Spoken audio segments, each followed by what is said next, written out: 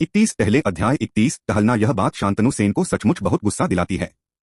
अगर मैं बच्चा पैदा कर सकता तो क्या मुझे तुमसे यह बताने की जरूरत होती? बेहतरीन नॉवल पढ़ने के लिए आप हमारे YouTube चैनल और Telegram premium channel audio journey के साथ जुड़ सकते हैं। तुम छोटे बदमाश। रुद्र राठौर को आखिरकार समझ में आया कि वह इकलौती संतान क्यों है।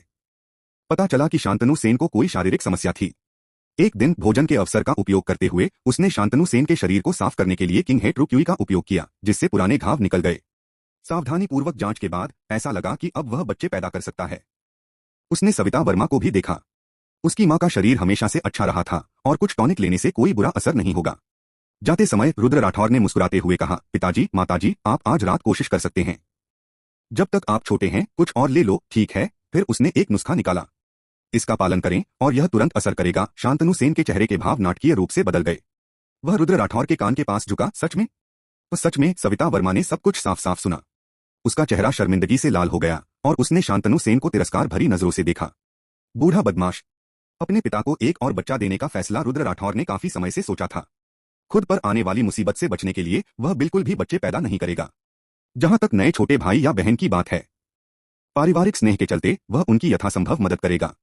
उनके बच्चों की बात, यह उसके मूड पर निर्भर करेगा। रुद्र राठौर ने ज्यादा समय तक दे सिटी में रहने की योजना नहीं बनाई थी। उसका अंतिम आदर्श अभी भी साधना में कदम रखना था। बेशक यह सुनिश्चित करने के लिए था कि वह एक पूर्ण जीवन जिए। 2 महीने और बीत गए। नदी के उस पार लोहे का ताला, एक 10 स्तरीय कौशल रुद्र राठौर द्वारा 6ठी परत तक साधना कर लिया गया था। उसका रूप और भी वीर हो गया। उसका खलनायक जैसा व्यवहार काफी कम हो गया था। पहली नजर में क्या वह एक खुशमिजाज युवक नहीं था? खासकर जब वह ऊपर देखता और किसी की निगाहों से मिलता तो उसकी चालाक आंखें बहुत ही मोहक होती थीं। दोपहर। साधना का एक दिन पूरा करने के बाद रुद्र राठौर हमेशा की तरह संगठन में गए। ऊंचे मंच पर खड़े थे। लोग उनके नीचे खड़े थे और जगह भर रहे थे। पिछले बड़े फेरबदल के बाद संगठन में केवल 2000 से कुछ ज्यादा लोग ही बचे थे। तब रुद्र राठौर को 500 से ज्यादा युवा आवारा और गरीब लड़के इसमें शामिल होने के लिए मिले। हर कोई उन्हें देख रहा था। माहौल भारी और दमनकारी था।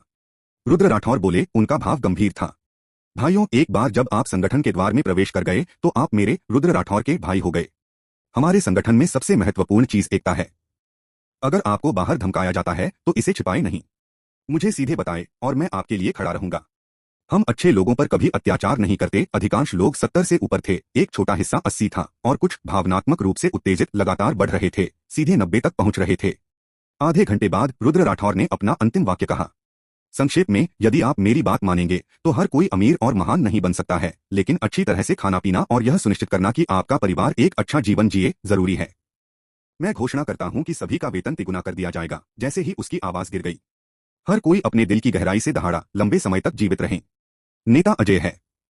नेता की दिव्य शक्ति दुनिया को कवर करती है, सभी को प्रभावित करती है। नेता 1000 शरद ऋतु और 10,000 पीढ़ियों के लिए जियांगों को एकीकृत करता है। नेता हालांकि बूढ़ा है फिर भी उसकी बड़ी महत्वाकांक्षाएं हैं। नेता अद्भुत है। युवा गुरु। वह। उन्होंने उन सदस्यों की ओर इशारा किया जिनकी निष्ठा 90 से अधिक हो गई थी। उन सभी को मेरे आंगन में बुलाओ। मैं बाद में साधना प्रदान करूंगा। केवल एक दिन में 30 लोग उनके वफादार अधीनस्थ बन गए। केवल निष्ठा लॉक के तहत ही रुद्र राठौर पूरे दिल से उन्हें साधना प्रदान कर सकते थे।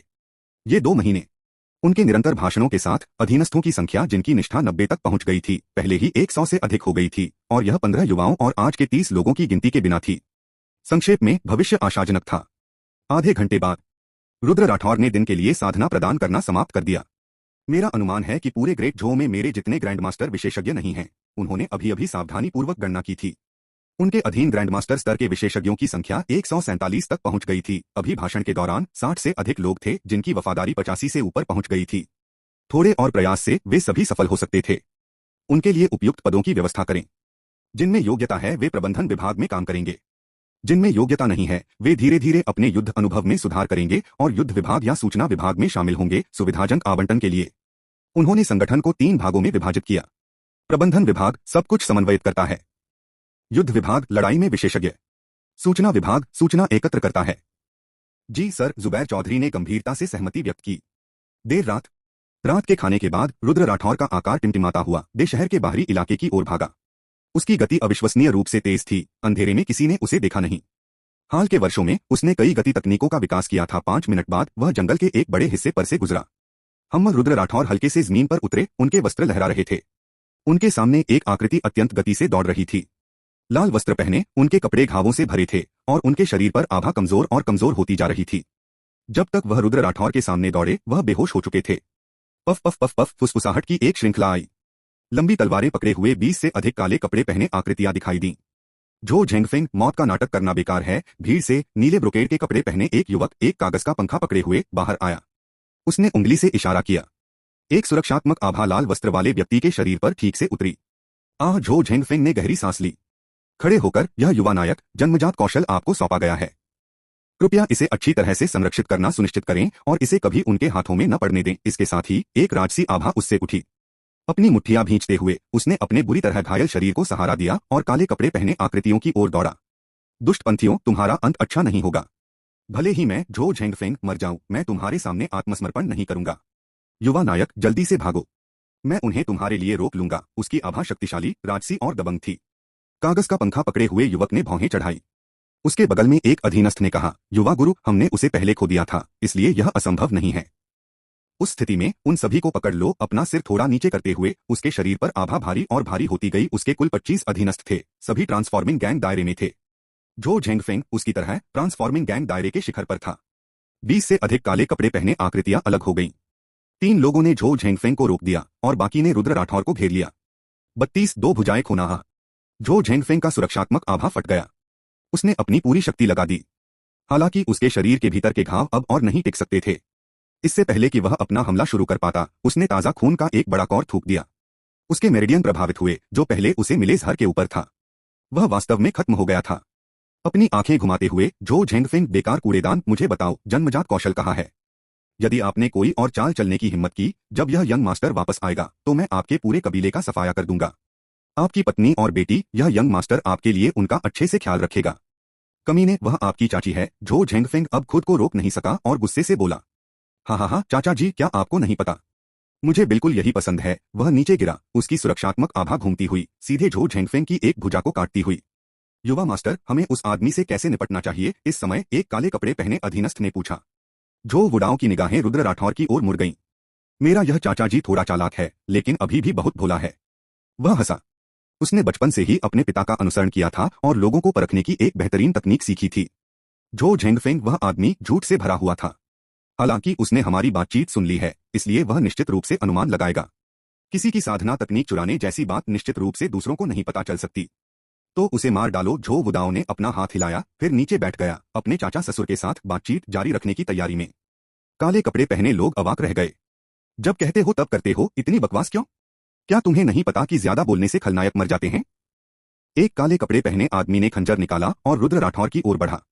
इसीलिए जब तक कोई विशेष परिस्थिति न हो, रात में कभी बाहर न निकलें। रुद्र राठौर ने अपना सिर हिलाया। उसके शरीर से अचानक एक शक्तिशाली आभा फूट पड़ी। सुरक्षात्मक आभा की कई धाराएं निकलीं, जिससे आसपास के काले कपड़े पहने लोगों के अंक कट गए। इसके तुरंत बाद किंग हे ट्रू क्यूई ने उनका पीछा किया, उनके ट्रू क्यूई के प्रवाह को प्रतिबंधित कर दिया। उसे उनसे उनके आंतरिक कौशल के बारे में पूछताछ करने की आवश्यकता थी। वह फिलहाल उनके जीवन को बख्श देगा। कटे हुए अंग उड़ गए। एक हाथ झो वुडाओं के पैरों पर आ गिरा। उसने ऊपर देखा। उसका चेहरा पीला पड़ गया था और उसका शरीर बेकाबू होकर कांप रहा था। अपने सभी अधीनस्थों को एक ही चाल में निपटा देना। यहां तक कि वह ऐसा नहीं कर सकता था। यहां तक कि उसके परिवार के जन्मजात विशेषज्ञों को भी 4 या 5 चालों की आवश्यकता होगी। यह आदमी बहुत मजबूत था। उसका दिमाग तेजी से काम करता था। भाई, यह है। इससे पहले कि वह बोल पाता, आकाश से सुरक्षात्मक आभा की एक धारा उतरी, जिसने उसके बाएं और दाएं हाथों को अलग कर दिया। अब से और बकवास नहीं। मैं पूछता हूं, आप जवाब दें। रुद्र राठौर उसके पास गया। सुरक्षात्मक आभा की एक धारा निकली। यह दृश्य देखकर जुबैर चौधरी और अन्य लोग अपने आदमियों को तेजी से इस स्थान की ओर ले गए। आप पूछ रहे हैं? झो वुडाओं ने सावधानी से कहा। यह एक निर्दयी व्यक्ति था। जब किसी दूसरे की छत के नीचे हो तो अपनी जान ही सबसे महत्वपूर्ण होती है। जन्मजात कौशल क्या है? एक शिखर परिवर्तन गिरोह क्षेत्र विशेषज्ञ के लिए कोई कदम उठाने के लिए कम से कम एक साधना तकनीक होनी चाहिए जो उसे सहज में सफलता प्राप्त करने की अनुमति दे। वह नाम पर ज्यादा ध्यान केंद्रित कर रहा था। जन्मजात किसी भी वुशिया दुनिया में यह एक आम चीज नहीं थी। यह एक साधना तकनीक है जो सहज में सफलता की संभावना को बढ़ा सकती है। यह संभावना को आधा तक बढ़ा सकती है और यह दानव दमन विभाग के एक विशेषज्ञ की उत्कृष्ट कृति है। 1 महीने पहले टाइपिंग प्रांत में जन्मजात कौशल की नीलामी हुई थी। हमारे झो परिवार ने इसे हासिल करने के लिए बहुत पैसा खर्च किया। उस समय नीलामी में जो व्यक्ति गया था वह वास्तव में झो झेंगफेंग था और वह साधना तकनीक लेकर भाग गया। रुद्र राठौर ने आह भरी। सुरक्षात्मक आभा प्रकट हुई और झो वुडाओ का एक पैर बड़े करीने से कटा हुआ था। तुम झूठ बोल रहे हो, उसने सीधे दूसरे पक्ष को देखा। झो वुडाओ असहनीय पीड़ा में था। दोनों हाथ और एक पैर खो देने के बाद वह अब खुद को रोक नहीं सकता था। इस स्थिति में अगर अंगों को फिर से जोड़ भी दिया जाए तो इससे उसकी ताकत प्रभावित होगी और उसके शरीर पर छिपे हुए घाव रह जाएंगे। कमीने, मैं तुम्हें नहीं बताऊंगा। मेरा झो परिवार कभी भी बुरी ताकतों के आगे नहीं झुकेगा। झो वुडाओ ने अपने दांत दिखाए। रुद्र राठौर ने उसकी ओर देखा। मैं एक बुरी ताकत हूं, एक जोड़ी चालाक आंखों ने उसे घूरा। झो वुडाओ का पूरा शरीर कांप उठा। दुष्ट राक्षस, तुम्हारा अंत अच्छा नहीं होगा। रुद्र राठौर नीचे गिर पड़ा, जिससे उसका आखिरी पैर टूट गया। यह दुनिया वाकई दिलचस्प है। जब तुमने मुझ पर हमला किया तो क्या तुमने कभी मेरे जवाबी हमले और तुम्हें मारने के परिणामों के बारे में नहीं सोचा? वह एक पल के लिए हंसा, फिर नीचे बैठ गया। उनका सुरक्षात्मक आभा हाथों में परिवर्तित हो गया, अंगों को उनकी मूल स्थिति में फिर से जोड़ दिया। फिर किंग ट्रू क्यूई उनके माध्यम से प्रवाहित हुआ। 2 मिनट बाद उसकी चोटें पूरी तरह से ठीक हो गईं। झो वुडाओ ने अविश्वास में उसकी ओर देखा। तुम, क्या इस आदमी ने अपना मन बदल लिया है? रुद्र राठौर ने भयावह रूप से मुस्कुराया। क्रैक! वह नीचे गिर गया, उसका दाहिना पैर फिर से टूट गया। संघर्ष करते रहो। जब तक तुम सच नहीं बोलते मैं इसी तरह खेलता रहूंगा। रुद्र राठौर की निगाहें उसके शरीर के विभिन्न हिस्सों पर घूम गईं। मेरी स्वास्थ्य संरक्षण साधना तकनीक अच्छी तरह से काम करती है। हम चाहे यह कहीं भी टूटा या बिखर गया हो, इसे ठीक किया जा सकता है। उसने उन 2 हिस्सों को देखा। झो वुडाओ पागल हो गया। राक्षस, तुम राक्षस? सच में यह पहली बार था जब उसने ऐसा क्रूर राक्षस देखा था। मैं बताऊंगा, मैं सब कुछ बताऊंगा। रुद्र राठौर मुस्कुराया। जन्मजात कौशल का दानव दमन विभाग से कोई लेना देना नहीं था।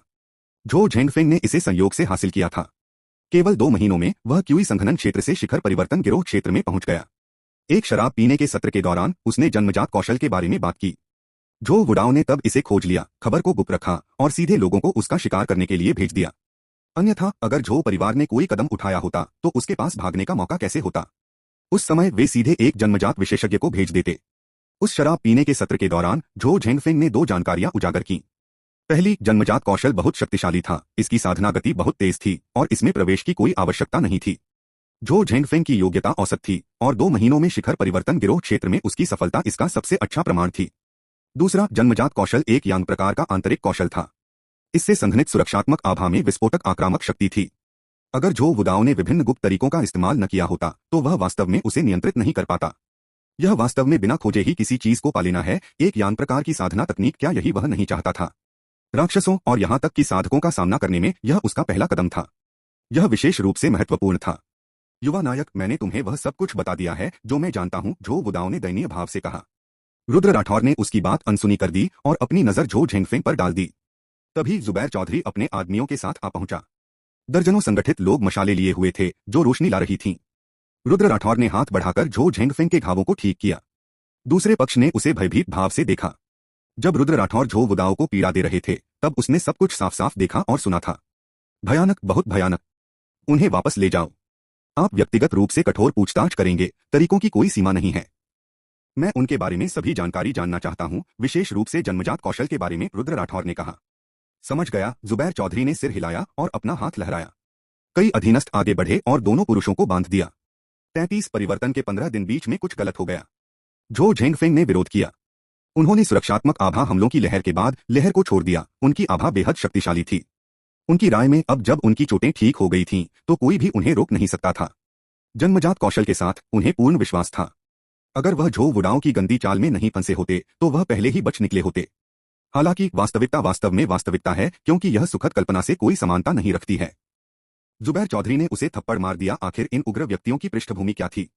यह तो बहुत ही हास्यास्पद था। 3 दिन बाद रुद्र राठौर को वह मिल गया जो वह चाहता था। इन लोगों के समूह ने उसे कुल 8 आंतरिक कौशल प्रदान किए, लेकिन इसके अलावा सबसे बड़ा लाभ जन्मजात कौशल था। यह साधना तकनीक बहुत ही अजीब थी। रुद्र राठौर को तो यह अपने हृदय में जन्मजात कौशल का अपमान भी लगा। गर्भवती महिलाओं के भ्रूण के हृदय के रक्त को अवशोषित करके साधना की गति बढ़ाए और जन्मजात कौशल में सफलता की संभावना बढ़ाए, यह इतना ही सरल था। हालांकि रुद्र राठौर ने बिना किसी हिचकिचाहट के हत्या कर दी, लेकिन वह इस बात को लेकर बहुत स्पष्ट थे कि कौन मरने के योग्य है और कौन नहीं। यह बहुत ही विकृत, बहुत ही घृणित था।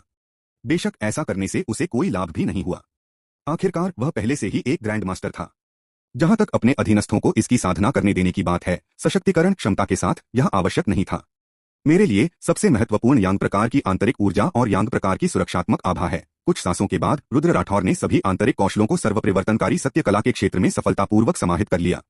अब से वह मुख्य रूप से जन्मजात कौशल का अभ्यास करेंगे। उनके सभी ग्रैंड मास्टर अधीनस्थ भी ऐसा ही करेंगे। कागज का एक और टुकड़ा उठाकर रुद्र राठौर गहरी सोच में डूब गए। यह झो परिवार के बारे में जानकारी थी। झो परिवार दा झो देश के ताइपिंग प्रांत में एक शक्तिशाली शक्ति था, जिसका नेतृत्व ग्रैंड मास्टर करते थे। यह पूरे दा झो देश में प्रसिद्ध था और जियांगहू और शाही दरबार दोनों में इसका गहरा प्रभाव और शक्ति थी। और झो वुडाओ वर्तमान झो परिवार के कुलपिता का सबसे छोटा पुत्र था, जिसे बहुत अनुग्रह प्राप्त था। जहां तक झो झेंगफेंग का सवाल है, वह एक सहायक शिष्य था, तुच्छ और बेकार। झो परिवार ऐसा है जिसे मैं अपनी इच्छानुसार नष्ट कर सकता हूं, लेकिन इसके परिणाम बहुत भयानक होंगे।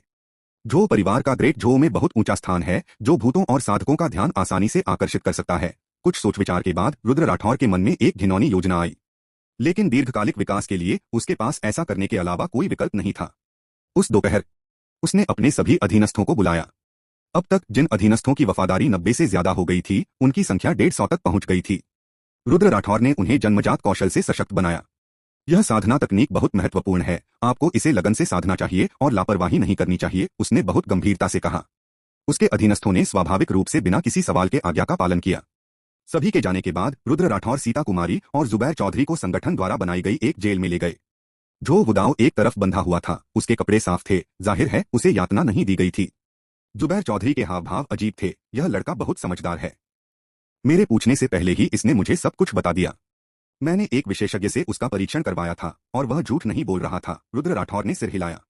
झो वुडाओ एक फीकी मुस्कान के साथ उसे देख रहा था। युवा गुरु सर, मैंने वो सब कह दिया है जो कहना चाहिए और जो नहीं कहना चाहिए। देखिए, क्या अब समय नहीं आ गया है? उफ! रुद्र राठौर ने एक मुक्का मारा। सुरक्षात्मक आभा ने उसके पूरे शरीर को ढक लिया। झो वुडाओ द्वारा थूके गए खून और लार को रोक लिया। मुझे अभी भी कुछ काम है, तुम दोनों को एक पल के लिए चले जाना चाहिए। रुद्र राठौर ने ऊपर देखा और सीता कुमारी और जुबैर चौधरी की ओर हाथ हिलाया। जुबैर चौधरी बिना कुछ कहे चले गए। सीता कुमारी थोड़ा हिचकिचाई, लेकिन जुबैर चौधरी ने उन्हें घसीट कर ले गया। छोटे से कमरे से कोड़ों की आवाजें आ रही थीं और झो वुडाओ का विलाप लगातार जारी था। वह आवाज, जिसने भी उसे सुना उसकी आंखों में आंसू आ गए और जिसने भी सुना उसे दर्द हुआ। बाहर सीता कुमारी के हाव भाव अजीब थे। दादाजी झू, यंग मास्टर, क्या वह शायद? जुबैर चौधरी ने सिर हिलाया। आप यंग मास्टर के साथ सबसे लंबे समय से हैं, क्या आपको नहीं पता? सीता कुमारी ने एक पल सोचा। दूसरे यंग मास्टर 14 या 15 साल की उम्र में शादी करके वयस्क हो जाते थे, लेकिन यंग मास्टर इस साल 17 साल के हो गए। फिर भी विपरीत लिंग वाली महिला को देखकर उन्होंने कोई प्रतिक्रिया नहीं दिखाई। उन्होंने उसे अपना बिस्तर गर्म करने की अच्छी आदत भी तोड़ दी। इसके अलावा वह हमेशा कुत्तों के प्रति बहुत धैर्यवान और देखभाल करने वाले रहे। आज उन्होंने यह विकृत व्यवहार फिर से शुरू कर दिया। यंग मास्टर, बिल्कुल नहीं। सीता कुमारी की आंखों में आंसू आ गए। उनके यंग मास्टर ऐसे इंसान कैसे हो सकते हैं? जुबैर चौधरी मुस्कुराए। जीनियस, तुम्हें पता है, उन सबकी अपनी अपनी पसंद होती है। तुम हमेशा यंग मास्टर के साथ रहती हो, इसलिए तुम्हें उनके प्रति ज्यादा सहनशील और देखभाल करने वाला होना चाहिए। सीता कुमारी कुछ सोचती हुई सी लग रही थीं। कुछ ही देर बाद रुद्र राठौर अंदर से बाहर आए। उनके चेहरे पर मुस्कान थी। चलो चलें। सीता कुमारी और जुबैर चौधरी ने एक दूसरे को देखा और उसके पीछे पीछे चल दिए। उस दिन के बाद से रुद्र राठौर ज्यादातर समय झो वुडाओ को धमकाने में बिताने लगा। दिन बीतते गए। आधा महीना बीत गया। रुद्र राठौर ने झो वुडाओ को देखा और आह भरी। मैंने तुम्हें तुम्हारे भले के लिए मारा। इस दुनिया में भूत लगातार उभरते रहते हैं और तुममें जरा भी प्रतिस्पर्धा की भावना नहीं है। अगर मैं तुम्हें न मारूं, न उकसाऊं, न उत्तेजित करूं, तो तुम क्या करोगे? मेरे अलावा और कौन तुम्हारा इतना ख्याल रखेगा, तुम्हें संजोएगा और तुम्हें असीम कोमलता और आशा देगा? वह बहुत भावुक होकर बोला। झो वुडाओ ने अपने शरीर के घावों को सहलाया। आंसू बह रहे थे। मुझे माफ करना, मुझे माफ करना। भाई, मैं गलत था। मैं फिर कभी तुम्हारी बात नहीं मानूंगा। मुझे मारो। बुहू। वह रोया। रुद्र राठौर ने फिर आह भरी। किंग हे ट्रुक्यू ने उसे ढक दिया, उसके जख्मों पर मरहम लगा दिया। मैं तुम्हें मारना कैसे बर्दाश्त कर सकता हूं? मैं तुम्हारे लिए सबसे अच्छा हूं। तुम्हें याद रखना चाहिए, अगर तुम अभी कड़ी मेहनत नहीं करोगे तो तुम बाद में खेती करने के लिए घर जाओगे। अगर तुम अभी ज्यादा पसीना बहाओगे तो बाहर भूतों का सामना करने पर तुम्हारा खून कम बहेगा। रुद्र राठौर वाकपटुता से बोला, अंतहीन बकवास करते हुए। झो वुडाओ ने बड़े चाव से सुना। कभी कभी नोट्स बनाने के लिए कागज और कलम निकाल लेता। आधे घंटे बाद रुद्र राठौर ने राहत की सांस ली। आधे महीने की मेहनत के बाद झो वुडाओ की वफादारी आखिरकार 90 के पार पहुंच गई। ये शब्द बोलते ही झो वुडाओ की आंखों में आंसू आ गए। उसकी वफादारी सीधे 97 पर पहुंच गई। चलो चलते हैं। तुम्हें अब यहां रहने की जरूरत नहीं है। मेरी तुम पर की गई सख्ती खत्म हो गई है। रुद्र राठौर ने सिर हिलाया और उसे जेल से बाहर ले गया। उसने यह कैसे किया? आधे महीने में एक दुश्मन की वफादारी इतनी बढ़ा दी। कारण था इस दौरान बार बार की गई मारपीट और डांट फटकार, उसके बाद उसकी चोटों का उपचार और उसे कई गहन सिद्धांतों का पाठ। इससे धीरे धीरे उसमें स्टॉकहोम सिंड्रोम विकसित हो गया। उसने बस इसी बात का फायदा उठाया और साथ ही कभी कभार दूसरे पक्ष को केटीवी कराओके जैसा अपमान भी दिखाया। 15 दिनों की परिवर्तन परियोजना पूरी तरह से संपन्न। यह कथानक पूरी तरह से काल्पनिक है, लेखक द्वारा गढ़ा गया है। इसे गंभीरता से न लें और न ही इसकी नकल करें। उपयुक्त उम्र के बच्चे कृपया इस पुस्तक को किसी अभिभावक की देखरेख में पढ़ें या इसे अपनी किताबों की अलमारी से सक्रिय रूप से हटा दें। जो वुडाओ, सड़क पर चलते हुए। रुद्र राठौर ने गंभीरता से कहा, अब से तुम्हें स्वयं बनने और अपने मूल रूप में लौटने का प्रयास करना होगा। अन्यथा यदि तुम इसी व्यक्तित्व के साथ झो परिवार में वापस गए तो तुम्हारे माता पिता दुखी होंगे। झो वुडाओ ने गंभीरता से सिर हिलाया। उसका पूरा आभामंडल बदल गया और वह एक बार फिर झो परिवार का दबंग उदास आभामंडल वाला युवा गुरु बन गया। 34 खतरा आ रहा है। एक गुप्त मिशन के साथ झो वुडाओ झो परिवार में लौट आया। जहां तक झो झेंगफेंग की बात है, वह बेकार था। उसने पहले भी रुद्र राठौर को मुसीबत में डालने की कोशिश की थी। जुबैर चौधरी ने उसे पूरी तरह से निचोड़कर सीधे नीचे भेज दिया। बिना किसी तात्कालिक खतरे और जन्मजात कौशल के साथ वह अब ठीक से साधना कर सकता था। झो वुडाओ से उसने एक महत्वपूर्ण जानकारी प्राप्त की। दानव दमन विभाग को सबसे औपचारिक और सबसे बड़ा साधना बल कहा जा सकता है। इसके अलावा परिवार और विद्यालय इकाइयों पर आधारित कुछ साधना संगठन भी थे। झो परिवार का एक महत्वपूर्ण स्थान था और उनके पास इनसे बातचीत करने की परिस्थितियां थीं। जब वह छोटा था तो झो परिवार के साथ मित्रवत एक साधना बल ने उसकी हड्डियों की जांच की थी, लेकिन योग्यता की कमी के कारण वह उसमें शामिल नहीं हो सका। वर्तमान में उनके झो परिवार से भी कोई शामिल नहीं हुआ था। झो वुडाओ के अनुसार योग्यता वाले लोग बहुत कम थे। जब भी कोई प्रकट होता, वह दानव दमन प्रभाग और विभिन्न विद्यालयों व परिवारों के लिए विवाद का विषय बन जाता। निस्संदेह अधिकांश दानव दमन प्रभाग द्वारा छीन लिए जाते थे। 4 राज्यों के समर्थन से दानव दमन प्रभाग के पास निस्संदेह सबसे प्रचुर संसाधन थे, लेकिन पूर्ण विरासत और उचित शिक्षा के मामले में विद्यालय और परिवार कहीं बेहतर थे। उस दिन से रुद्र राठौर का जीवन अपनी शांतिपूर्ण दिनचर्या में लौट आया। वह प्रतिदिन साधना करता, पढ़ता और इस दुनिया के बारे में सीखता। कभी कभी वह ऊपर से जानकारी प्राप्त करने के लिए झो वुडाओ को पत्र लिखता था। इस प्रकार 3 वर्ष और बीत गए। रुद्र राठौर 20 वर्ष का हो गया था। वह पूरी तरह से वयस्क हो गया था। ये 3 वर्ष उसके लिए बहुत बड़े बदलाव लेकर आए। उपलब्ध संसाधनों और झो वुडाओ की सहायता का उपयोग करके उसने लगभग 120 आंतरिक कौशल एकत्र किए, जिससे उसकी सच्ची क्यूई अविश्वसनीय स्तर तक पहुंच गई। कुल मात्रा और तीव्रता दोनों ही जुबैर चौधरी और अन्य की तुलना में 100 गुना ज्यादा थीं। उनका एक सुरक्षात्मक आभामंडल 100 ग्रैंडमास्टर विशेषज्ञों के हमलों को भेज सकता था। इसके अलावा उन्होंने अपनी जीवन रक्षक क्षमताओं को बढ़ाने के लिए 1 दर्जन से ज्यादा गति तकनीकों और 3 बाह्य मार्शल आर्ट का अभ्यास किया था। उनकी साधना में तेजी आई और कुछ ही महीनों में वे ग्रैंडमास्टर शिखर तक पहुंच गए। शेष समय उन्होंने लगन से सच्चीची साधना में बिताया। उनकी गणना के अनुसार 3 वर्षों में उनकी सच्चीची साधना लगभग 1000 वर्ष की थी, जिसमें से अधिकांश उनके अधीनस्थों द्वारा प्रदान की गई थी। सच्चीची को अपने शरीर में अवशोषित करने पर हानि होती थी। यह 100% सफल नहीं था। 3 वर्षों का विकास।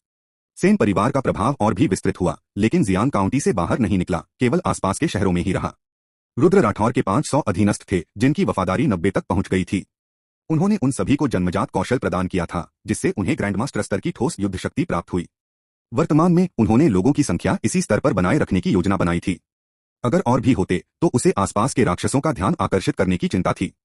उसने श्वान राजा की प्रतिभा का भी उचित उपयोग किया। उसने डे शहर के आसपास के दर्जनों शहरों और गांवों में लगभग 5000 कुत्ते मुखबिर तैयार किए।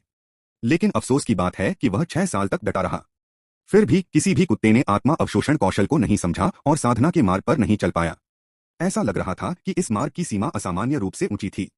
डे शहर नगर स्वामी का भवन कक्ष। रुद्र राठौर और शांतनु सेन साथ बैठे थे। पास ही डे शहर के कई अन्य जानेमाने शक्तिधारक भी थे। मुख्य आसन पर भरे पूरे नगर स्वामी का चेहरा गंभीर था। सज्जनों, 10 साल हो गए। डे शहर में एक भी राक्षस हत्या की घटना नहीं हुई है। पूरा 1 दशक बीत चुका है। दानव दमन विभाग की भविष्यवाणी के अनुसार हमारे डे शहर के आकार के किसी शहर में हर 3 साल में एक राक्षस हत्या की घटना होनी चाहिए, जिसमें हताहतों की संख्या इकाई अंकों में होगी। लेकिन इन 10 सालों में एक भी नहीं हुआ, जिसका मतलब है कि कुछ तो साफ है। नगर स्वामी क्यू शुआंग की भौहें सिकुड़ गईं। रुद्र राठौर उसका आशय समझ गए। अंतराल जितना लंबा होगा, राक्षसों के प्रकट होने से उतना ही ज्यादा नुकसान होगा। 10 सालों में मेरे डे शहर को कम से कम 50 लोगों की जान जानी चाहिए थी। ये 50 लोग शायद यहाँ बैठे आप और मैं भी हो सकते हैं। हमें पर्याप्त सावधानी और सतर्कता बरतनी चाहिए। क्यू शुआंग का स्वर दृढ़ था। शांतनु सेन ने अपने हतप्रभ बेटे की ओर देखते हुए सिर हिलाया और आह भरी। दानव दमन विभाग को हमारे छोटे शहर की कोई परवाह नहीं है। अगर कोई राक्षस घटना सचमुच घटती है तो हम सिर्फ सड़कों और गलियों में नोटिस चिपकाते रह सकते हैं। राक्षस वास्तविक जीवित प्राणी हैं। वे हवा से प्रकट नहीं होते, न ही अचानक गायब हो जाते हैं। डे शहर में जब भी ऐसा कोई संकट आता तो सड़कों पर नोटिस चिपका दिए जाते थे ताकि कोई विशेषज्ञ उसे सुलझा सके। लेकिन हर बार कोई विशेषज्ञ वहां से गुजरता नहीं था। अगर इस बार कोई नहीं आया तो डे शहर को और भी भयानक परीक्षा का सामना करना पड़ेगा। तुम सब बातें करो, मैं पहले जा रहा हूँ। रुद्र राठौर अचानक उठे, शांतनु सेन का अभिवादन किया और सीधे चले गए। नगर स्वामी ने कोई प्रतिक्रिया नहीं दिखाई। देश शहर में सभी जानते थे कि सेन परिवार का असली निर्णयकर्ता अब वीरज सेन था। जो वुडाओ द्वारा दी गई जानकारी के अनुसार यदि अगले महीने में कोई राक्षस प्रकट नहीं होता है तो अगले 3 साल शांतिपूर्ण होंगे, लेकिन 3 साल बाद सामने आने वाला खतरा और भी बड़ा होगा। रुद्र राठौर सड़क पर चल पड़े। यह महीना पूरे 1 दशक का प्रतीक था। चीजें थोड़ी पेचीदा होती जा रही थीं। वह सोच रहे थे कि उनकी 1000 साल की सच्ची क्यों साधना क्या हासिल कर पाएगी। रात, जियांग काउंटी। एक सफेद वस्त्रधारी व्यक्ति भूत की तरह चुपचाप सड़कों से चला गया। चौधरी वंश चला गया है। उसने अपनी पीठ पर तलवार निकाली। मैंने 13 साल के लिए घर छोड़ दिया था। इस बार मैंने अपने बड़े भाई को वापस स्कूल में लाने और वहां बसने की योजना बनाई थी, लेकिन मेरे बड़े भाई की मृत्यु हो गई और मेरे भतीजे भतीजियां भी मर गए। चेन फेंग की आंखें बर्फ की तरह जम गईं। बचपन से ही उसके और चेन शेंग के बीच अच्छे संबंध थे। उसका बड़ा भाई उसका बहुत ख्याल रखता था और उसकी देखभाल करता था। उनके बीच 20 साल से ज्यादा का अंतर था और चेन शेंग उसकी नजर में एक पिता की तरह था। वह उसका बहुत ध्यान रखता था। वह उसकी इच्छाओं को पूरा करने की पूरी कोशिश करता था। यह एहसास वाकई भयानक है। चेन फेंग ने अपनी तलवार उठाई और सामने खड़े शांगगुआन परिवार की ओर तान दी। इस बार मैं चाहता हूं कि पूरा जियांग काउंटी खून से लथपथ हो जाए। वह एक सफेद धुंध में बदल गया और अंदर की ओर दौड़ पड़ा। उसके रास्ते में आने वाला कोई भी नहीं था, चाहे वह ट्रांसफॉर्मिंग गैंग दायरे में हो या इनेट में। वे बहुत जल्दी मर गए। कोई भी उसकी तलवार के एक भी वार का सामना नहीं कर सकता था। कुछ मिनट बाद वह दीवार के कोने की ओर चला गया। दोनों तरफ लाशें पड़ी थीं। उसका चेहरा बर्फ की तरह ठंडा था। बताओ, जिम्मेदार कौन था? उसने शांगगुआन होंग की ओर देखा। चौधरी वंश में कई जन्मजात विशेषज्ञ थे। जियांग काउंटी के इन चंद परिवारों की ताकत के बल पर चौधरी वंश का सफाया करना उनके लिए नामुमकिन था। शांगगुआन होंग पसीने से लथपथ था। उसने बेदाग चेन फेंग की ओर देखा और हकलाते हुए बोला, मुझे नहीं पता। फुसफुसाहट। उसका एक हाथ हवा में उड़ गया। शांगगुआन होंग ने एक करुण चीख निकाली। तुम किस बात से पीछे हट रहे हो? अगर तुम अभी नहीं बोले तो अभी मर जाओ। चेन फेंग की तलवार शांगगुआन होंग की छाती पर टिकी हुई थी, धीरे धीरे आगे बढ़ रही थी। शांगगुआन होंग अब इसे सहन नहीं कर सका। मैं तुम्हें बताऊंगा। तलवार हिलना बंद हो गई, लेकिन बाहर नहीं निकाली गई। शांगगुआन होंग ने डरकर कहा। उसी समय एक रहस्यमय व्यक्ति चेन शेंग का सिर और एक पत्र लेकर आया और हमसे मिलकर काम करने, घास काटने, जड़ों को मिटाने और चौधरी वंश का नाश करने के लिए कहा। दूसरे पक्ष ने अपनी पहचान उजागर नहीं की, लेकिन हम में से कुछ लोगों ने कुछ समय बिताया और फिर भी एक संभावना का अनुमान लगाया। शांगगुआन होंग ने अपना पसीना पोंछने के लिए हाथ बढ़ाया। उसका दिल तेजी से धड़क रहा था। 35 कार्रवाई करें। अध्याय 35 कार्रवाई करना। उस समय चौधरी वंश अपनी शक्ति का विस्तार करने की योजना बना रहा था, लेकिन उनके पास पर्याप्त वित्तीय संसाधनों का अभाव था। चेन शेंग अपनी वैध बेटी चेन रुई को दाएं शहर ले गया। वहां एक व्यापारिक जीनियस था, शांतनु सेन। हमारे लोगों ने जांच की। चेन शेंग और चेन रुई दाएं शहर में घुस गए और फिर कभी बाहर नहीं आए। उसी रात रहस्यमय आदमी आ पहुंचा और उससे पहले शांतनु सेन ने अज्ञात तरीकों से रातों-रात लियू परिवार का सफाया कर दिया और दाएं शहर की सबसे शक्तिशाली ताकत बन गया। यह शांगगुआन होंग ने बोलना बंद कर दिया। यह स्पष्ट था, चेन शेंग की मृत्यु शांतनु सेन से अभिन्न रूप से जुड़ी हुई थी। छी। तलवार को आगे बढ़ाते हुए शांगगुआन होंग ने मुंह में ताजा खून थूका और मर गया। चाहे वह कोई भी हो, मैं तुम्हें इस खून के कर्ज का भुगतान करवाऊंगा। चेन रुई का आंकड़ा अचानक उसके दिमाग में आया। चेन फेंग थोड़ा कांप उठा। मैंने 13 साल तक अध्ययन किया, 3 साल तक एक नौकर के रूप में सेवा की और तब जाकर बमुश्किल एक दाव तकनीक प्राप्त की। 10 साल की कठिन साधना के बाद मैं अंततः ग्रैंड मास्टर क्षेत्र में पहुंच गया। मैंने मूल रूप से सोचा था कि यह मेरे पूरे चौधरी कबीले को आगे बढ़ने की अनुमति देगा, उसने खुद से कहा। फिर वह धीरे धीरे दूसरी दिशा में चला गया। वह वो परिवार था। Woof woof woof. अगली सुबह रुद्र राठौर को एक कुत्ते के भौंकने से जगाया गया। एक बड़ा काला कुत्ता उसके ऊपर लेटा हुआ था। उसके आगे के पंजे आगे पीछे हो रहे थे। कुत्ते की गंध तेज थी। नीचे उतर जाओ। रुद्र राठौर की अभिव्यक्ति थोड़ी बदसूरत थी। पानी के प्रकार की सुरक्षात्मक आभा प्रसारित हुई। साफ इंसान बनने के बाद बरसों के लाड़ प्यार भरे जीवन ने उसके स्त्रीद्वेष को और भी गंभीर बना दिया था। बताओ क्या हुआ? उठते हुए रुद्र राठौर का स्वर थोड़ा अप्रिय था। बिग ब्लैक अपने मातहतों में सबसे बड़ा था, सभी कुत्तों का प्रबंधन करता था। जब तक कोई विशेष घटना न हो, कुत्ते सक्रिय रूप से उसकी तलाश नहीं करते थे। Woof woof woof. Big black भौंका। रुद्र राठौर उसकी बात समझ गए। कल रात एक सफेद वस्त्रधारी तलवारबाज ने जियांग काउंटी में 1 दर्जन से ज्यादा सेनाओं का सफाया कर दिया, जिससे 8000 से ज्यादा लोग हताहत हुए हो। इस आदमी ने उससे ज्यादा लोगों को मार डाला। दिलचस्प, उससे भी ज्यादा महत्वपूर्ण, दूसरे पक्ष की पहचान। जब वह उन चंद सेनाओं का सफाया कर रहा था तो संयोग से पास में एक कुत्ता था और उसने बहुत साफ सुन लिया। दूसरा पक्ष उस अपराधी की तलाश कर रहा था जिसने चौधरी वंश का सफाया किया था। तो यह बेचारा चेन फेंग है, ऐसा करने वाला, ऐसी संभावना वाला सिर्फ वही था। रुद्र राठौर तनाव में आ गए। मैंने सुना है कि जब वह गया था तब वह सिर्फ क्यू कंडेंसेशन में था। अब ज्यादा से ज्यादा 13 साल ही हुए हैं। क्या यह हो सकता है कि वह साधक बन गया हो? अगर वह एक मार्शल आर्टिस्ट था तो संभावना कम ही थी। एक ग्रैंड मास्टर की सच्ची क्यू भी सीमित होती है। एक ग्रैंड मास्टर के लिए एक साथ इतने सारे लोगों को मारना असंभव है। आखिरकार उसके जैसा कोई नहीं है जिसके पास असीम सहन शक्ति और असीम सच्ची क्यू है। अपने कपड़े पहनकर रुद्र राठौर कमरे से बाहर चला गया। जियांग काउंटी और डे सिटी बहुत दूर हैं। कुत्ता यहां तक पहुंचने के लिए पूरी रात दौड़ा, लेकिन एक साधक के लिए यह दूरी कुछ भी नहीं है। शांगगुआन होंग और उन दूसरे लोमड़ियों की बातों से उसे सेन परिवार का अंदाजा लगा लेना चाहिए था। एक पल सोचने के बाद वह जुबैर चौधरी को बुलाने ही वाला था। यह बूढ़ा बिन बुलाए ही आ गया। युवा गुरु जुबैर चौधरी का स्वर थोड़ा अटपटा था और वह खुद भी बहुत सतर्क था। बोलो। अभी अभी एक व्यक्ति सेन परिवार में घुस आया है और उसने 1 दर्जन नौकरों और पहरेदारों को मार डाला है।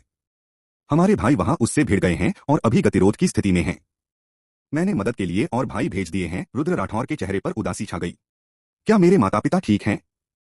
मास्टरली नगर प्रभु के भवन में राक्षसों के मामलों पर चर्चा कर रहे हैं। मैडम युद्ध के बाद की घटनाओं से प्रभावित हुई हैं और उन्हें गंभीर चोटें आई हैं। यंग मिस वर्मा कुल में सुरक्षित और स्वस्थ हैं। यंग मिस वही बच्ची थी जिसे सविता वर्मा ने पिछले साल जन्म दिया था। उसका नाम लीजू था और वह उसकी छोटी बहन भी थी। सबको लेकर मेरे साथ सेन परिवार में चलो, रुद्र राठौर ने आह भरी। एक बेटे की तरह, एक सामान्य इंसान की तरह। इतने सालों तक सविता वर्मा की देखभाल में रहने के बाद यह कहना कि उसमें कोई भावनाएं नहीं हैं, उसे एक जानवर बना देगा। फिर भी वह चुपचाप खड़ा होकर कुछ नहीं करेगा। वह बाहरी लोगों के साथ निर्दयी और क्रूर हो सकता था, लेकिन उन लोगों के साथ बिल्कुल निर्दयी नहीं हो सकता था जो उसे सच्चा प्यार करते थे और उसे सच्ची अच्छाई और सुंदरता देते थे। एक कदम बढ़ाते हुए सुरक्षात्मक आभा उसके पैरों से उमड़ पड़ी। रुद्र राठौर हवा में उड़ते हुए सेन परिवार की ओर उड़े। अनंत सुरक्षात्मक आभा के तहत वह अपनी उड़ान मुद्रा बनाए रखने के लिए शक्ति के रूप में बड़ी मात्रा में सुरक्षात्मक आभा का उपयोग कर सकता था। गति सभ्य थी। संगठन के अंदर 500 ग्रैंड मास्टर स्तर के लड़ाके लगातार दौड़ रहे थे। कितना दिलचस्प है, चेन फेंग की आस्तीन फड़फड़ाने लगी क्योंकि उसने तलवार क्यूई के बाद तलवार क्यूई को छोड़ दिया। उसके सामने हरे वस्त्र में 3 मध्यम आयु वर्ग के पुरुष उस पर बेतहाशा हमला कर रहे थे। यान प्रकार की सुरक्षात्मक आभा फट रही थी जिससे वह कदम दर कदम पीछे हटने को मजबूर हो गया। उनकी साधना केवल ट्रांसफॉर्मिंग गैंग क्षेत्र में है, लेकिन उनकी सुरक्षात्मक आभा और सच्ची क्यूई की ताकत एक ग्रैंड मास्टर की है। उसने संप्रदाय में भी ऐसी स्थिति कभी नहीं देखी थी। खून से शक्ति प्राप्त तलवार रक्तलाल प्रकाश से चमक उठी, फिर मानो दर्जनों बार तेजी से आगे बढ़ी हो। तलवार उसके हाथ से छूट गई और एक हल्की सी आवाज के साथ हरे वस्त्रधारी एक आदमी के हृदय में जा लगी। आखिरकार मनुष्य तो मनुष्य ही होते हैं। मेरी नजर में उन्हें जब चाहे मारा जा सकता है। दोनों पक्षों की युद्ध शक्ति अनुपातहीन थी। युवा स्वामी के परिवार की रक्षा करो, मार डालो। बाकी 2 आदमियों ने बिना किसी हिचकिचाहट के हमला जारी रखा। कितना अफसोस है। अगर तुम्हें 200 साल तक यांग प्रकार की सच्ची साधना करने का समय दिया जाता तो तुम सचमुच मुझे मार सकते थे, लेकिन अब यह बिल्कुल असंभव है। चेन फेंग ने उपहास किया। वह खून उगलता रहा, अपने हमलों को तेज करता रहा। अगर यह सामान्य युद्ध शक्ति पर आधारित होता तो वह इन लोगों को हरा नहीं पाता। जन्मजात कौशल बहुत ज्यादा प्रभावशाली था। सच्ची ची या सुरक्षात्मक आभा में उसकी तुलना नहीं की जा सकती थी, लेकिन वह कोई ऐसा ग्रैंड मास्टर नहीं था जिसने साधना करके तरक्की हासिल की हो, बल्कि वह संप्रदाय की एक गुप्त कला पर निर्भर था। यह तरीका नश्वरों की कल्पना से भी परे था। रुद्र राठौर समय समय पर अपने अधीनस्थों से जन्मजात कौशल ट्रू क्यूई को अवशोषित कर लेता था, लेकिन अगर वह उसे दोबारा प्रत्यारोपित करता तो वह अपनी 1000 साल की ट्रू क्यूई को इंजेक्ट नहीं कर पाता। वह केवल एक सामान्य ग्रैंड मास्टर जितनी ही शक्ति दे सकता था। नतीजतन उसके अधीनस्थों की युद्ध शक्ति एक बॉटलनेक अड़चन तक पहुंच गई और उसके मजबूत होते जाने के बावजूद इसमें सुधार नहीं हो सका। 2 सेकंड और बीत गए। दोनों आदमी लगातार गिर पड़े।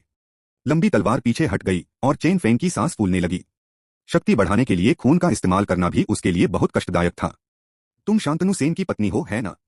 हे, बहुत सुंदर हो, है ना? चेन फेंग ने सविता वर्मा की ओर देखा जो दूर बेहोश पड़ी थी और भयावह मुस्कान दी। उसने चारों ओर देखा। बाकी पहरेदार उसे घबराहट से देख रहे थे। एक कदम भी आगे बढ़ने की हिम्मत नहीं जुटा पा रहे थे। केवल रक्षक कप्तान लक्ष्मण राव ने उसे रोका। 6 साल हो गए थे। लक्ष्मण राव की उम्र बहुत बढ़ गई थी, लेकिन उनकी साधना परिवर्तनकारी गिरोह क्षेत्र तक पहुंच गई थी और वह अपनी चरम अवस्था में थे। यदि आप मैडम को नुकसान पहुंचाना चाहते हैं तो आपको पहले मुझे मारना होगा। चेन फेंग ने उनकी ओर देखा। आज सेन परिवार में सभी मर जाएंगे। मैं अपने चौधरी वंश का नाश करने वाले एक भी व्यक्ति को नहीं छोड़ूंगा। जैसे ही उसके शब्द निकले, चारों दिशाओं से आकृतियां दौड़कर आईं। उन्होंने उसे बड़े करीने से घेर लिया। हर कोई उसे देख रहा था, हत्या के इरादे से भरा हुआ। चेन फेंग ने भौहें चढ़ाई। यह कैसे संभव है? ग्रैंड मास्टर स्तर की युद्ध शक्ति वाले सैकड़ों लोग कैसे हो सकते हैं? इतनी बड़ी संख्या को संभालना उसके लिए मुश्किल था। 36 हल अध्याय 36 समाधान। चेन फेंग बहुत घबरा गया, लेकिन ऊपर से वह शांत रहा। यह थोड़ा अजीब है। ये लोग निश्चित रूप से सामान्य नहीं हैं। इस दुनिया में कोई भी असामान्य चीज भूत है। हालांकि मैं तुम्हें हरा नहीं सकता, अगर मैं जाना चाहूं तो मुझे कोई नहीं रोक सकता। इसी तरह जिसे मैं मारना चाहता हूं उसे मरना ही होगा। ताजे खून से शक्ति पाकर उसकी निगाहें झपकती हुई आखिरकार सविता वर्मा पर टिक गईं। तलवार की धार लाल हो गई। वह सीधा आगे बढ़ा। आज मैं पहले कुछ ब्याज वसूल करूंगा। होठों पर एक अजीब सी मुस्कान लिए चेन फेंग मानो कोई तीर छूटा हो एक दर्जन से ज्यादा संगठन सदस्यों को चीरता हुआ सविता वर्मा के सामने पहुंच गया। तलवार की धार क्षैतिज रूप से घूमी, सुरक्षात्मक आभा चारों दिशाओं में फैल गई। धमाका। एक धीमी सी आवाज। एक शक्तिशाली सुरक्षात्मक आभा अचानक उड़ी, उसकी तलवार और उसके शरीर को ढक लिया। यह धीरे धीरे सिकुड़ती गई। चेन फेंग का चेहरा पीला पड़ गया। यह शक्ति बहुत प्रबल थी। खून की शक्ति के बावजूद उसका कोई मुकाबला नहीं था। सफेद वस्त्र पहने एक आकृति आसमान से उतरी सविता वर्मा के सामने। मेरी मां को नीचे ले जाओ और उन्हें अच्छी तरह आराम करने दो। रुद्र राठौर ने सीधे चेन फेंग की ओर देखा। पास ही एक संगठन सदस्य पीछे हट गया और सविता वर्मा को सहारा देते हुए चला गया। वातावरण में बहुत ही दमनकारी माहौल था। सब चुप रहे, बस चेन फेंग को देखते रहे। चेन फेंग इस समय दर्द सह रहा था।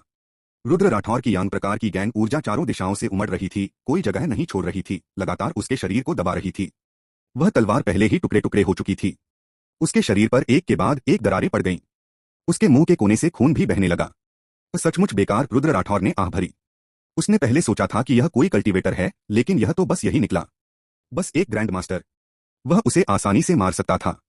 सुरक्षात्मक आभा दबाव डालती रही और रुद्र राठौर ने अपनी शक्ति बढ़ा दी। एक धमाके के साथ चेन फेंग का पूरा शरीर टुकड़ों में बदल गया और उसका मांस और खून जमीन पर बिखर गया। रुद्र राठौर अचानक एक कदम पीछे हटे। उन्होंने अपना हाथ उठाया। सब लोग पीछे हटो। जैसे ही चेन फेंग के शरीर के टुकड़े जमीन पर गिरे, उन्होंने पत्थर की शिलाओं को बुरी तरह से जंग लगाना शुरू कर दिया। कठोर पत्थर एक के बाद एक गहरे गड्ढों में जंग खाकर गिर गया। इतना ही नहीं, और भी विचित्र घटनाएं घटीं। उसका शरीर इकट्ठा होने लगा और सिर्फ 3 सेकंड में सभी टुकड़े फिर से जुड़ गए और वह अपने मानव रूप में वापस आ गया। बस उसका चेहरा पेंट की तरह सफेद हो गया था और उसका आधे से ज्यादा मांस और खून खत्म हो गया था। चेन फेंग ने अपनी गर्दन मरोड़ ली। मुझे उम्मीद नहीं थी कि एक नश्वर मुझे इतना नुकसान पहुंचा सकता है। उसकी दोनों आंखें लाल हो गईं। किसी भी भावना से रहित वह चली गई। उसका भविष्य खत्म हो गया। उसने उस संप्रदाय में 3 साल तक एक सेवक के रूप में सेवा की थी, अपने स्वामी को कुत्ते की तरह खुश किया था। एक बार तो उसने अपने स्वामी के प्यारे कुत्ते की रक्षा के लिए अपनी जान जोखिम में डाल दी थी और खुद नुकसान उठाया था। तभी उसे एक गुप्त तकनीक मिली, अपनी साधना बढ़ाने के लिए मनुष्यों के हृदय के रक्त को अवशोषित करना।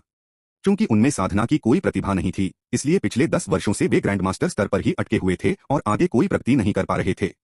उनके गुरु ने ग्रेट झो को छोड़ दिया और जाने से पहले उन्हें आजादी दी, और एक जीवन रक्षक औषधि की गोली भी।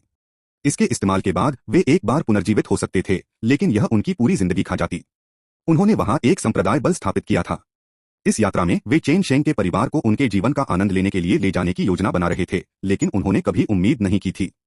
मुझे लग रहा है कि मैं बस 1 घंटा और जी पाऊंगा, उनकी गोरी त्वचा और दुबले पतले शरीर को देखकर चेन फेंग ने कर्कश स्वर में कहा। लेकिन इस दौरान मेरे पास एक ग्रैंडमास्टर की तुलना में 10 गुना 100 गुना शक्ति होती है। उन्होंने रुद्र राठौर को घृणा से देखा। मरो, आज सबको मरना ही है। दहाड़ते हुए वे आगे बढ़े। इस समय आसपास के संगठन के सदस्य और सेन परिवार के रक्षक सभी पीछे हट चुके थे। केवल रुद्र राठौर और चेन फेंग ही आंगन में रह गए थे। उनकी शक्ति बहुत बढ़ गई है। रुद्र राठौर ने अपनी हथेली से वार किया। घनी यांग प्रकार की गैंग ऊर्जा से संघनित 20 मीटर ऊंचा एक ताड़ का निशान उड़कर बाहर आया। लेकिन मेरी नजर में वह अभी भी एक कमजोर इंसान है। जंग लगने जैसी आवाज के साथ चेन फेंग ताड़ के निशान से गुजरा और रुद्र राठौर की ओर तेजी से बढ़ा। मैं ऐसे 100 हमलों को नाकाम कर सकता हूं। वह तिरस्कार से देख रहा था। वह मनुष्यों के बीच अजय था। बिजली की गति से आगे बढ़ते हुए वह पहले ही रुद्र राठौर के पास पहुंच चुका था और उसका मुरझाया हुआ हाथ झपट्टा मारकर तुरंत रुद्र राठौर के शरीर पर आ गिरा। यांग प्रकार की गैंग ऊर्जा से संघनित अवरोध फैल गया, जिससे हमला रुक गया। लगता है तुम बस यही हो। रुद्र राठौर ने अपनी गणना कर ली थी। यह आदमी बलवान था, लेकिन उसके पास 1000 साल की यांग प्रकार की आंतरिक ऊर्जा साधना थी, इसलिए वह खतरा बनने के लिए काफी नहीं था। देखता हूं तुम्हारा कछुआ खोल कितने समय तक टिक पाता है। चेन फेंग मुक्का मारता रहा, लेकिन अवरोध अडिग रहा। उसी समय रुद्र राठौर ने भी पलटवार करना शुरू कर दिया। उसके बगल में एक तेज लाल लंबी तलवार संघनित हुई और चेन फेंग की ओर उड़ी। कमजोर चेन फेंग ने एक थप्पड़ से इस सुरक्षात्मक आभा के हमले को चकनाचूर कर दिया। यह कैसा रहेगा? रुद्र राठौर ने अपने हाथ फैलाए। उसके शरीर में मौजूद सच्चीची तेजी से भस्म हो गई, फिर तुरंत भर गई। उसके पीछे एक जैसी 100 तेज लाल लंबी तलवारें धीरे धीरे प्रकट हुई। अपने शरीर की रक्षा करने वाली सुरक्षात्मक आभा को बनाए रखते हुए वह एक पल में अधिकतम 100 लंबी तलवारों को संघनित कर सकता था। मार डालो। उसकी उंगलियां खुल गईं। 100 लंबी तलवारें तेजी से गुजर गईं। फिर 100 और लंबी तलवारें संघनित हुईं। अनंत सच्चीची के साथ गुज्जू के हमलों की संख्या भी अनंत थी। चेन फेंग के चेहरे के भाव पूरी तरह बदल गए। मैं इतने सघन हमले का सामना नहीं कर सकता। गुज्जू के कुछ हमलों से अपने शरीर में समाहित शक्ति को महसूस करते हुए वह इस निष्कर्ष पर पहुंचा। अगले ही पल 100 लंबी तलवारें उड़ गईं। उसके शरीर से एक कालीची निकली जो मुश्किल से प्रतिरोध कर पाई, लेकिन लंबी तलवारों की संख्या बहुत ज्यादा थी। वह एक बार तो उनका सामना कर सकता था, लेकिन अनगिनत बार हर लंबी तलवार उसकी ताकत खा जाती। धीरे धीरे उसके शरीर पर हल्की सी दरारें पड़ने लगीं। वह पलटवार करना चाहता था, लेकिन उसका शरीर लंबी तलवारों से बंधा हुआ था, जिससे आगे बढ़ना या पीछे हटना नामुमकिन था। रुद्र राठौर ने सिर हिलाया। मैं धोखा दे रहा हूं, तुम मुझसे कैसे लड़ सकते हो? क्या तुम बदसूरत हो? बदसूरत होने का क्या फायदा? जब तुम दुनिया में होते हो तो सब कुछ ताकत पर निर्भर करता है। छोटा बदमाश रुद्र राठौर ने उसका मजाक उड़ाया। यह उसका सबसे मजबूत हमला भी नहीं था। हाथ उठाते ही उसकी सच्ची ची तेजी से क्षीण हो गई। 40 मीटर लंबी एक हथेली आसमान में घनीभूत हुई, फिर चेन फेंग के शरीर पर जोर से गिरी। एक तेज हवा चली। चेन फेंग ने ऊपर देखा, उसकी आंखें आश्चर्य से भर गईं। यह हथेली पूरी तरह से यांग प्रकार की गिरोह ऊर्जा से घनीभूत थी। वह निश्चित रूप से इसका सामना नहीं कर सकता था। उसने अपनी रक्षा छोड़ दी, जिससे उसके सामने लंबी तलवारों की आखिरी 2 लहरें उसके शरीर को भेदने लगीं। चेन फेंग ने रुद्र राठौर को ठंडी निगाहों से देखा। कोई तो मेरा बदला लेगा। तुम मरोगे, बस इंतजार करो। मैं मरूं या न मरूं मुझे नहीं पता, पर तुम आज जरूर मरोगे। विशाल हथेली का निशान आसमान से उतरा। उसने चेन फेंग को एक ही थप्पड़ से कुचल दिया। एक खोपड़ी लुढ़क गई। एक और मुसीबत, पर कोई बात नहीं। रुद्र राठौर ने खोपड़ी को रौंदकर धूल में मिला दिया। कोई युद्धभूमि साफ करो। उसके पीछे संगठन के सदस्य काम में लग गए। लक्ष्मण राव रुद्र राठौर को देखते रहे, उनका आश्चर्य थमने का नाम नहीं ले रहा था। यंग मास्टर इतने शक्तिशाली कब हो गए? अभी अभी की वो हथेली और लंबी तलवारों की दर्जनों लहरें, क्या वाकई किसी मार्शल आर्टिस्ट के पास ऐसी क्षमताएं हो सकती हैं? 37 स्त्रीभूत का हमला अब तो मानो अमर हो गया हो। रुद्र राठौर को दूर से देखते हुए लक्ष्मण राव गहरे सदमे में थे। उनका मन विचारों से भरा हुआ था।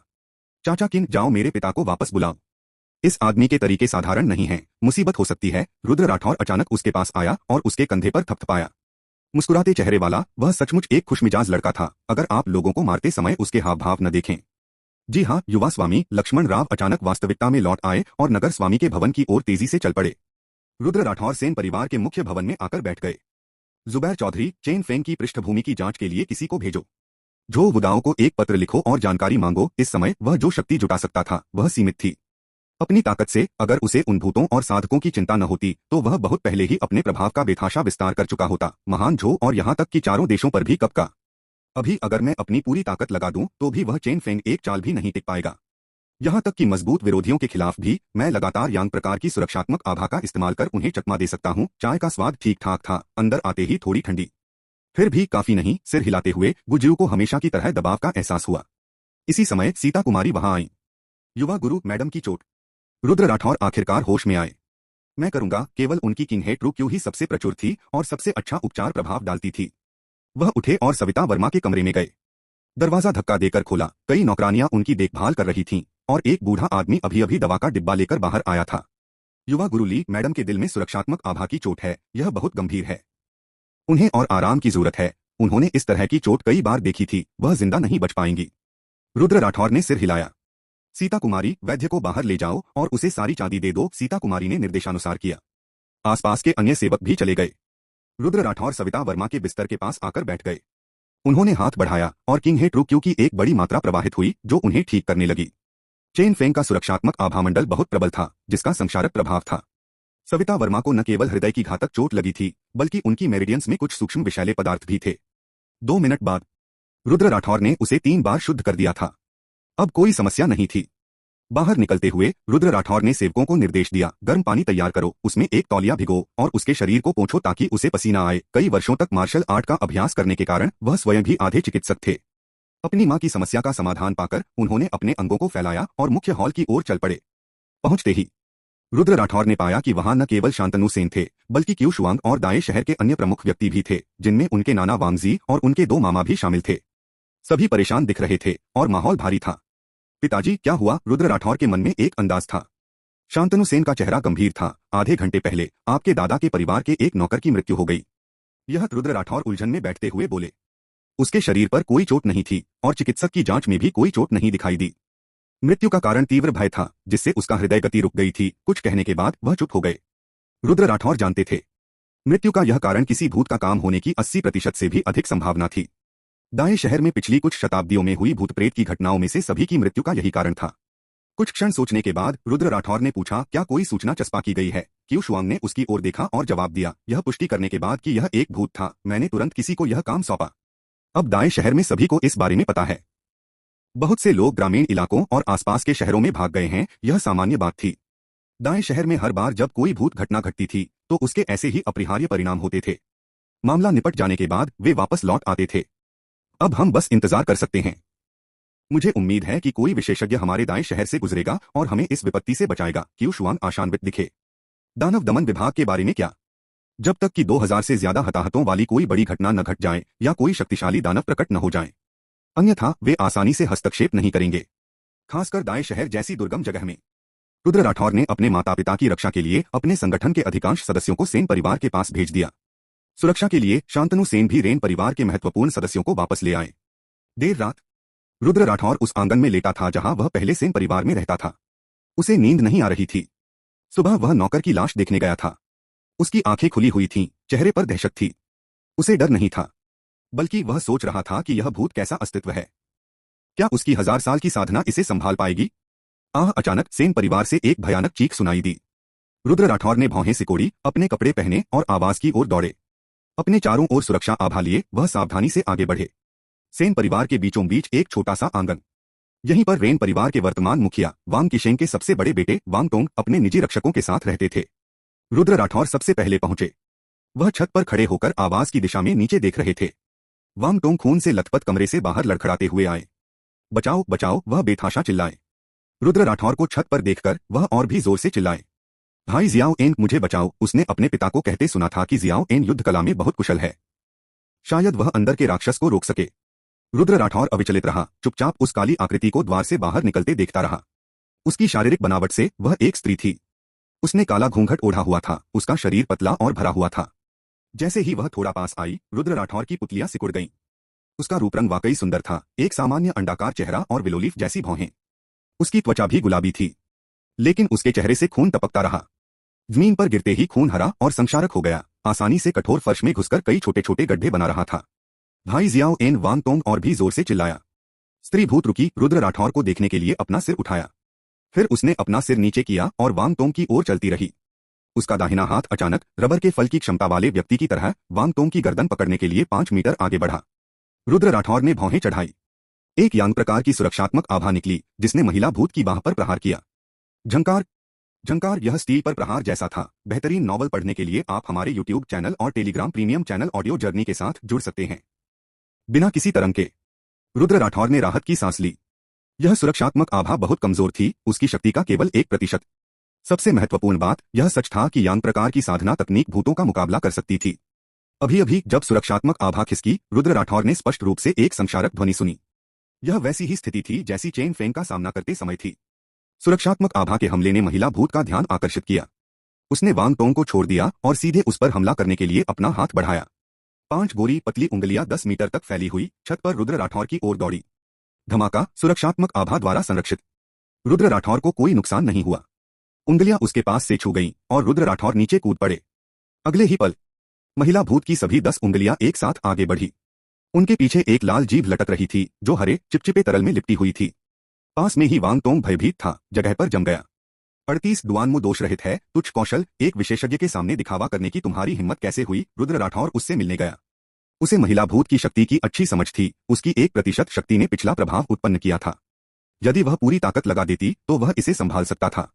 जन्मजात कौशल प्रसारित हुआ। रुद्र राठौर ने अपना बड़ा हाथ लहराया। यह अभी भी 40 मीटर लंबा हथेली का निशान था। इसमें समृद्ध यांग प्रकार की गैंग ऊर्जा थी। इस बार यह उसकी पूरी शक्ति थी। जैसे ही उसकी सच्ची क्यूई हमले के लिए सुरक्षात्मक आभा में परिवर्तित हुई, रुद्र राठौर एक कदम पीछे हटे और एक और हथेली का वार किया। यह ऐसा था जैसे किसी अंगीठी पर पानी का एक कटोरा डाल दिया गया हो। महिला भूत की उंगलियों और जीभ से जंग लगने की एक गड़गड़ाहट जैसी ध्वनि निकली। पहली हथेली के वार ने सभी हमलों को विफल कर दिया। रुद्र राठौर ने अपनी बढ़त बनाए रखी। मैं एक नजर में ही बता सकता था कि तुम इंसान नहीं हो। प्रौढ़ी, मुझे साधना में तुम्हारी मदद चाहिए। रुद्र राठौर पास की छत पर कूद गया, फिर लगातार हाथ हिलाता रहा। एक के बाद एक ताड़ के निशान उड़ते गए। वे बिल्कुल मादा भूत पर पड़े। जंग की आवाज लगातार आ रही थी। इमारतें पहले ही चकनाचूर हो चुकी थीं, यहां तक कि टूटी हुई ईंटें, खपरेल और रोजमर्रा की जरूरत की चीजें भी रुद्र राठौर ने चूर चूर कर दी और फिर ताड़ की हवा से बिखर गईं। 50 मीटर के दायरे में एक बड़ा गड्ढा दिखाई दिया। लड़ाई की आवाज तेज थी और जल्द ही लोग इकट्ठा हो गए। नगर स्वामी क्यू शुआंग चौड़ी आंखों से छत पर रुद्र राठौर को अविश्वास से देख रहे थे। यह बच्चा बहुत ही बदतमीज था। एक व्यक्ति एक भूत को इतनी बुरी तरह पीट रहा था कि वह पलटवार नहीं कर पा रहा था। पास खड़े शांतनु सेन शांत दिख रहे थे। वह जानते थे कि जियाओ एन फिर से मजबूत हो गया है। आखिरकार उसने लोये संप्रदाय को सिर्फ 3 महीनों में ही नष्ट कर दिया था और अब 6 साल हो गए थे। भूतनी को मारना तो बस एक छोटी सी बात थी। 5 मिनट बाद रुद्र राठौर ने अपनी हरकतें रोक दी। उसे महसूस हो रहा था कि प्रतिद्वंद भी जा चुकी है। हालांकि उसे नहीं पता था कि वह कैसे बच निकली, लेकिन उसके इतने सारे हथेलियां के वार झेलने के बाद वह जरूर गंभीर रूप से घायल हो गई होगी। रुद्र राठौर ने एक पल सोचा और उसका पीछा करना छोड़ दिया। आखिरकार उसे नहीं पता था कि वह कहां भाग गई थी। वह जमीन पर कूद पड़ा। उकल इसे साफ करने के लिए किसी को ढूंढो। वह महिला भूतनी अभी दिखाई नहीं देगी, रुद्र राठौर ने शांति से कहा। शांतनु सेन ने गर्व से उसके कंधे थपथपाए। क्यू शुआंग ने अपनी मुट्ठियां भींच लीं और झुक गया। इस बार शुक्रिया योग्य भतीजे, रुद्र राठौर ने हाथ हिलाते हुए उदासीनता से कहा। कुछ नहीं हुआ। उसके नाना वांग जी पास आए। जियाओ एन, तुमने अपने भाई की जान बचाई। अगर भविष्य में तुम्हें किसी चीज की जरूरत पड़े तो बिना किसी हिचकिचाहट के सीधे अपने नाना को बता देना। उनका बूढ़ा चेहरा लाल हो गया था, बहुत उत्साहित लग रहा था। कोई बात नहीं, हम सब एक परिवार हैं, यही सही है। रुद्र राठौर मुस्कुराए और बुजुर्ग से कुछ बातें की। थोड़ी देर बाद सभी लोग चले गए और अपने अपने आंगन में सोने के लिए लौट गए। रुद्र राठौर खंडहरों के पास खड़े थे, जबकि एक संगठन के कई सदस्य उनमें तलाशी ले रहे थे। अभी अभी हुए हमले के दौरान उन्हें साफ तौर पर लगा कि उन्होंने विरोधी से कुछ तोड़ दिया है। युवा गुरु, हमें यह अंदर मिला है। जुबैर चौधरी वहां आए। उनकी सुरक्षात्मक आभा उनके हाथ में घूम रही थी, मानो एक बांस की नली पकड़े हुए हथेली हो। यह कबूतर से बंधा हुआ पत्र जैसा लग रहा है। रुद्र राठौर एक पल के लिए स्तब्ध रह गए। उन्होंने उसे खोलने के लिए अपनी सुरक्षात्मक आभा को नियंत्रित किया। अंदर सचमुच एक कागज का टुकड़ा था। वांग तोंग पर आरोप। इसकी शुरुआत इन 4 अक्षरों से हुई, उसके बाद विशिष्ट सामग्री। रुद्र राठौर चुपचाप देखते रहे। 2 मिनट बाद उनका चेहरा गंभीर हो गया और उनकी सुरक्षात्मक आभा उमड़ पड़ी और कागज कुचल गया। जुबैर चौधरी, 15 साल पहले की डुआनमो वुक्सिया नाम की एक महिला की जांच करो। मैं उसके बारे में सब कुछ जानना चाहता हूं। जुबैर चौधरी ने रुद्र राठौर की आवाज में असामान्य लहजा सुना। वह तुरंत सहमत हो गया। गुज्जू आंगन में लौट आया। इस बार वह सो गया, लेकिन कुछ ही देर बाद उसे जगा दिया गया। शांतनु सेन ने उत्सुकता से दरवाजा खटखटाया। जियाओ एन उठते हुए रुद्र राठौर ने पूछा, क्या हुआ? कई लोग दरवाजे के बाहर खड़े थे, सभी डे शहर के उच्च पदस्थ अधिकारी। झांग परिवार से किसी की मृत्यु हो गई। अभी अभी एक और महिला भूत प्रकट हुई और उसने झांग परिवार के 21 लोगों को मार डाला। शांतनु सेन का चेहरा कुछ गंभीर था और उसकी आवाज लगातार कांप रही थी। दूसरे लोग और भी अधिक भयभीत दिख रहे थे। इस समय उन्होंने रुद्र राठौर को आशा से देखा। इससे पहले कि कोई अन्य धर्मी साधक आगे आए, वह उनकी सबसे बड़ी आशा थे। मृतकों में क्या झांग युन, झांग चाओ या झांग जेन नाम का कोई व्यक्ति था? गुज्जू ने पूछा। शांतनु सेन की नजर अपने बगल में एक अधेड़ उम्र के व्यक्ति पर पड़ी। यह झांग परिवार के संरक्षक झांग येबाई थे। युवा मास्टर ली, मृतकों में वास्तव में वे 3 थे, और इतना ही नहीं, बाकी लोग भी उन 3 युवकों की नौकरानियां और रक्षक थे। ऐसा लगता है कि वे सभी जुड़े हुए थे। जियो एन, तुम क्या सोचते हो? क्या हमें जाकर देखना चाहिए? शांतनु सेन ने पूछा। पास खड़े झांग येबाई आशान्वित दिखे। हर कोई मर चुका है। मादा भूत को अब तक चले जाना चाहिए था। जाने के लिए बहुत देर हो चुकी है। रुद्र राठौर का चेहरा उदास था और उसने साफ मना कर दिया। हालिया लड़ाई से मुझे बहुत नुकसान हुआ है। फिलहाल मेरे पास दोबारा काम करने की क्षमता नहीं है। मैं सभी से माफी चाहता हूं। कोई चिंता नहीं। युवा मास्टर ली, कृपया अच्छा आराम करें। सभी ने खुशामद की। शांतनु सेन ने रुद्र राठौर की ओर देखा। उसकी अभिव्यक्ति बदल रही थी। सबके जाने के बाद वह रुद्र राठौर के पीछे पीछे कमरे में चला गया। क्या हुआ? यहां जरूर कुछ गड़बड़ है। रुद्र राठौर ने आह भरी। जो लोग अपनी बुराई स्वयं रचते हैं, वे जीवित नहीं रह सकते। मुझे वांग टोंग को बचाने की जहमत नहीं उठानी चाहिए थी। शांतनु सेन ने पूरी तरह से भ्रमित होकर सुना। जियो एन, यह सो जाओ पिताजी, मैं इस मामले को संभाल लूंगा। इसके बारे में चिंता मत करो। रुद्र राठौर ने अपने कपड़ों के कोने पर चुटकी काटी। उसके दिमाग में एक योजना बन रही थी। अपने बेटे को इस तरह देखकर शांतनु सेन ने आह भरी। उनका बेटा बड़ा हो गया था। जियो एन, चाहे आप कुछ भी करना चाहें, आपको याद रखना चाहिए कि आपकी माँ और मैं और हमारे पीछे का सेन परिवार बिना शर्त आपका समर्थन करेंगे। हम आपकी सबसे बड़ी ताकत हैं, उसने संजीदगी से कहा। ऐसा कुछ नहीं है पिताजी, आपको अब वापस जाना चाहिए। रुद्र राठौर मुस्कुराए। हालांकि इन शब्दों का कोई व्यावहारिक प्रभाव नहीं था, फिर भी वे वास्तव में सांत्वनादायक लगे। पिछली रात एक के बाद एक 81 लोगों की मृत्यु हो गई। इसमें सिटी लॉर्ड्स मेंशन, झांग परिवार, झो परिवार, तियानान बॉक्सिंग जिम के लोग शामिल थे। जुबैर चौधरी ने कागज का एक टुकड़ा उठाया और उसे गंभीरता से पढ़ा। रुद्र राठौर अपने हाथ में डुआनमू वुक्सिया के बारे में जानकारी देख रहा था। वे वास्तव में जानवरों का एक समूह हैं। रुद्र राठौर ने दांत पीस लिए। उसने पत्र मेज पर पटक दिया। उसका चेहरा बहुत उदास था। डुआनमू वुक्सिया, डे शहर के दानियू गांव की एक ग्रामीण महिला। जो चीज उसे गांव की अन्य महिलाओं से अलग करती थी वह थी उसकी सुंदरता। जिस दिन वह गांव में दाखिल हुई तो उसने सबको चौंका दिया। कुछ गपशप ने तो यह भी कहा कि वह एक लोमड़ी की आत्मा का पुनर्जन्म था। डुआनमो वुक्सिया के पति एक साधारण किसान थे जो खेती और शिकार करके अपना जीवन यापन करते थे। 16 साल पहले डुआनमो वुक्सिया के पति पहाड़ों में शिकार करने गए थे और एक धारीदार बाघ ने उन पर हमला कर दिया जिससे उन्हें गंभीर चोटें आईं। वह दवा लेने शहर गई थी। उसका सामना वांग टोंग और कुछ अन्य लोगों से हुआ। उस समय वे 15 या 16 वर्ष के थे और उन्होंने डे शहर में साथियों का एक संगठन बनाया था, विशेष रूप से अच्छे लोगों पर अत्याचार करने और महिलाओं का उल्लंघन करने के लिए। उनमें से कुछ ने तुरंत डुआनमो वुक्सिया पर ध्यान दिया, इसलिए उन्हें उसे बेहोश करने का मौका मिल गया और रात के अंधेरे में उसके साथ दुष्कर्म किया। कुल 9 लोग थे। सभी डे शहर के प्रमुख और प्रभावशाली परिवारों के बेटे थे। वे डे सिटी की दूसरी पीढ़ी के शीर्ष वंशज थे। अपमानित होने के कारण डुआनमो वुक्सिया को पूरी तरह से निराशा महसूस हुई। घर लौटने के बाद वह चलती फिरती लाश की तरह थी। इस युग में स्त्री की पवित्रता का विशेष महत्व था। वह इस मामले को उजागर नहीं करना चाहती थी, इसलिए उसने इसे सह लिया। लेकिन वांग टोंग और अन्य लोग उसे कभी नहीं भूल सके। कुछ दिन बाद एक रात कई लोग अपने साथियों को डुआनमो वुक्सिया के घर ले आए और उसके पति के सामने फिर से उसका उत्पीड़न किया। गंभीर रूप से घायल होने के बावजूद उनके पति ने विरोध करने की कोशिश की, लेकिन नौकरों ने उन्हें धक्का देकर जमीन पर गिरा दिया और उनकी मौत हो गई। डुआनमो वुक्सिया अब इसे सहन नहीं कर सका। अगले दिन वह शिकायत दर्ज कराने के लिए डे शहर गई। लेकिन वह एक साधारण व्यक्ति थी जिसका कोई संबंध नहीं था, तो वह वांग टोंग और अन्य लोगों के साथ कैसे व्यवहार कर सकती थी। अपने पारिवारिक संबंधों पर भरोसा करते हुए वे एक बार फिर परिणामों से बच गए। डुआनमो वुक्सिया और भी क्रोधित हो गया। उसने अपना सामान पैक किया और उच्च अधिकारी के पास जाकर शिकायत करने का निश्चय किया। यदि शहर मदद नहीं करेगा तो वह जियान काउंटी जाएगी, यदि जियान काउंटी मदद नहीं करेगी तो वह ताइपिंग प्रीफेक्चर में जाएगी। उसने यह मानने से इनकार कर दिया कि उसकी शिकायतों का समाधान नहीं किया जाएगा। उसने अपने लिए शिकायत लिखने के लिए किसी को ढूंढ लिया और अगले दिन निकल पड़ी, लेकिन शिकायत लिखने वाले व्यक्ति ने वांग टोंग को बताया। डे सिटी के बाहर कई दबंगों ने उसे रोक लिया। इसके बाद जो हुआ वह और भी क्रूर था। डुआनमो वुक्सिया को इस समूह द्वारा तीसरी बार पीड़ा दी गई थी। इस बार उसने न सिर्फ अपना शरीर बल्कि अपनी जान भी गंवा दी। युवा मास्टर, यह पहली बार था जब जुबैर चौधरी ने रुद्र राठौड़ की भावनाओं को इतना परेशान देखा था। उन 9 लोगों में से कौन अभी भी जीवित है? रुद्र राठौड़ ने पूछा। उसकी आंखों में एक ठंडी चमक दिखाई दे रही है। 39 रुद्र राठौड़ की दृढ़ता। अध्याय 39 रुद्र राठौड़ की दृढ़ता। जुबैर चौधरी ने यह संदेश आने से पहले ही देख लिया था, इसलिए वह स्वाभाविक रूप से रुद्र राठौड़ का अर्थ समझ गया। वर्तमान में केवल वर्मा कबीले के वांग टोंग, कियान परिवार के कियान डो और गुई परिवार के गुई वुक्सिन अभी भी जीवित हैं। रुद्र राठौड़ ने ऊपर देखा। उस व्यक्ति के बारे में क्या जिसने उस समय अभियोग लिखा था? वह अब दानू गांव में एक शिक्षक हैं, बहुत सम्मानित हैं और अभी भी जीवित हैं। खड़े होकर रुद्र राठौड़ ने रुखाई से कहा, इन चारों को इनके माथातों सहित यहीं से गिरफ्तार कर लो। इन्हें बांधकर मेरे आंगन के बाहर डाल दो। हाँ सर। एक क्षण बाद फिर रुद्र राठौड़ का दरवाजा खटखटाया गया। उसने दरवाजा खोला। शांतनु सेन ने अजीब भाव से उसकी ओर देखा। ज्योएन, आप वांग टोंग को क्यों गिरफ्तार कर रहे हैं? आपके नाना को इस बारे में पता चला और वे तुरंत वहां पहुंच गए।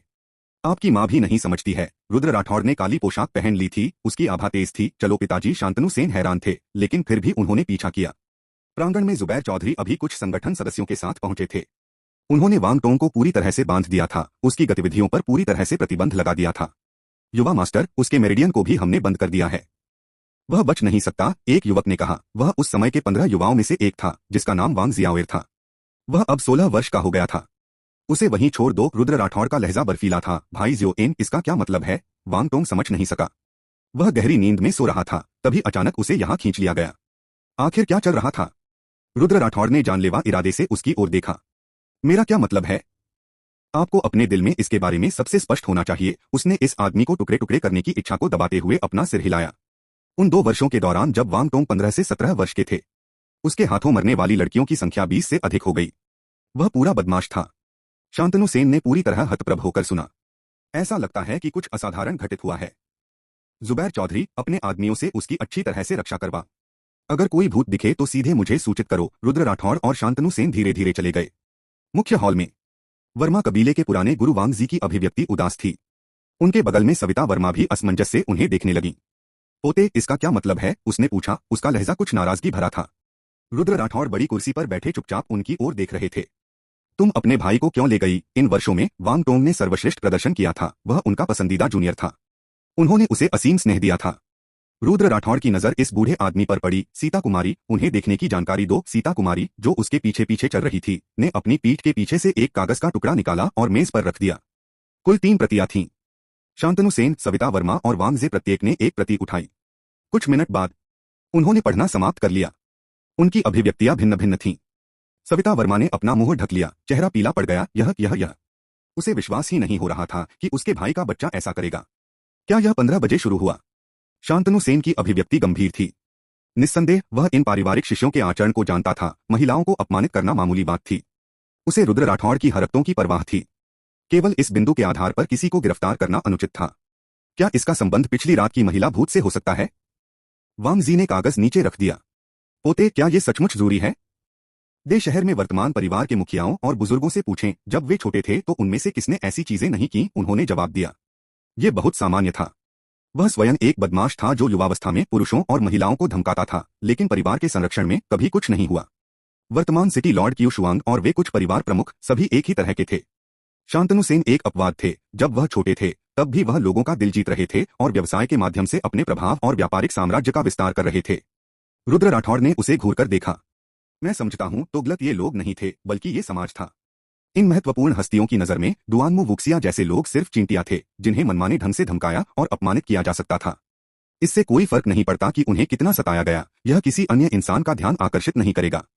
चींटियां हर जगह हैं, अनगिनत। यदि कुछ 100 या कुछ हजार मर जाते हैं तो क्या इसका इस दुनिया पर कोई प्रभाव पड़ता है? कल रात जो महिला भूत थी वह संभवतः दुआनमू वुक्सिया थी। मुझे लगता है कि जिस दूसरी महिला भूत ने अभिनय किया था वह भी एक महिला थी जिसे वांगटोंग और उसके समूह ने धमकाया था। वांगटोंग निश्चित रूप से कल की घटना में शामिल है। रुद्र राठौड़ की आवाज ठंडी थी। इस दुनिया को बदलने की उनकी कोई बड़ी महत्वाकांक्षा नहीं थी। बात बस इतनी है कि जब वह कोई ऐसी बात देखता है जो उसे अप्रसन्न करती है तो वह उसे अपने तरीके से हल करेगा। तुम्हारा मतलब क्या है? तुम अपने जीवन का प्रायश्चित करने के लिए मेरे पोते को उस महिला भूत को बलि देना चाहते हो? तुम छोटे बच्चे, उस समय वांगहू के साथ मामला यह था कि मैं तुम्हें चेहरा दे रहा था। अब तुम मेरे पोते पर भी हाथ रखना चाहते हो। क्या तुम अब भी मेरे पोते हो? वांगजे ने सवाल करते हुए रुद्र राठौड़ की ओर इशारा किया। यह वह लड़का था जिसने वांगहू को मार डाला था, लेकिन ऐसा इसलिए था क्योंकि उसके बेटे ने पहले उसे धोखा दिया था। लेकिन अब सिर्फ एक महिला की वजह से? अनुचित। दो लोगों के मूल्य पूरी तरह से अलग थे और कुछ संघर्ष अप्रासंगिक थे। उसने जो किया उसकी कीमत उसे चुकानी होगी। वांगटोंग की हत्या सिर्फ इसी कारण से नहीं की गई थी। इससे भी महत्वपूर्ण बात यह है कि वह महिला भूत के बारे में विशेष जानकारी की जांच करना चाहता था। उदाहरण के लिए, क्या उनमें भावना थी? निःसंदेह यह भी अनिश्चित था कि क्या उसने ही उसकी हत्या की थी। रुद्र राठौड़ का लहजा बर्फीला था। माहौल भारी था। शांतनु सेन की बाहों में जकड़ी सविता वर्मा का चेहरा पीला पड़ गया था। वह बोलने में असमर्थ थीं। रोक्सी, अपने बेटे को देखो। क्या तुम इसके बारे में कुछ नहीं करने जा रही हो? शांतनु सेन, बच्चे का दुर्व्यवहार पिता की गलती है। मेरे वर्मा कबीले के बिना आपका सेन परिवार उस समय खुद को डे सिटी में कैसे स्थापित कर सकता था? आपने जो व्यवसाय किया वह मेरे वर्मा कबीले के कनेक्शन पर निर्भर नहीं था। वांगजी क्रोधित थे। वांगटोंग उनका पसंदीदा पोता था और वह बस बैठे नहीं रह सकते थे और कुछ भी नहीं कर सकते थे। इसके अलावा ये मामला वाकई बहुत छोटा सा था। ऐसा करना उचित नहीं है ना? उसे समझ नहीं आया कि इस पोते को इस बात पर इतनी जिद क्यों पकड़नी पड़ी। आज वांगटोंग मर जाएगा। मैंने यह कहा और कोई भी मुझे रोक नहीं सकता। रुद्र राठौड़ उठ खड़ा हुआ। उसकी आंखें शांति से वांगजी की ओर देख रही थीं। तुम अविवाहित हो। तुम जानवर हो। वांगजी का शरीर गुस्से से कांप उठा। उसने रुद्र राठौड़ पर हमला करने के इरादे से बेंत को अपने बगल में घुमाया। उसे रोको, शांतनु सेन चिल्लाया। जल्दी से अपने अधीनस्थों को निर्देश दिया। उसने सविता वर्मा को पकड़ रखा था और खुद को छुड़ा नहीं सका। कई नौकरों ने वांगजी को गले लगाते हुए उसे रोकने की कोशिश की, लेकिन उसके हाथ में मौजूद बेंत फिर भी लगातार गिर रही थी, जो रुद्र राठौड़ की कमर पर लगी। जानवर, यह कैसा रूप है? क्या तुम मुझे मारने जा रहे हो? चलो, मेरा पोता अपने भाई को मारना चाहता है और आज वह अपने नाना को मारना चाहता है। हा हा हा हा। वांगजी की वृद्ध आवाज हॉल में गूंज उठी। क्यों परेशान हो? रुद्र राठौड़ ने उसकी ओर देखा। सुरक्षात्मक आभा बढ़ी, इससे उसके हाथ का बेंत कुचल गया।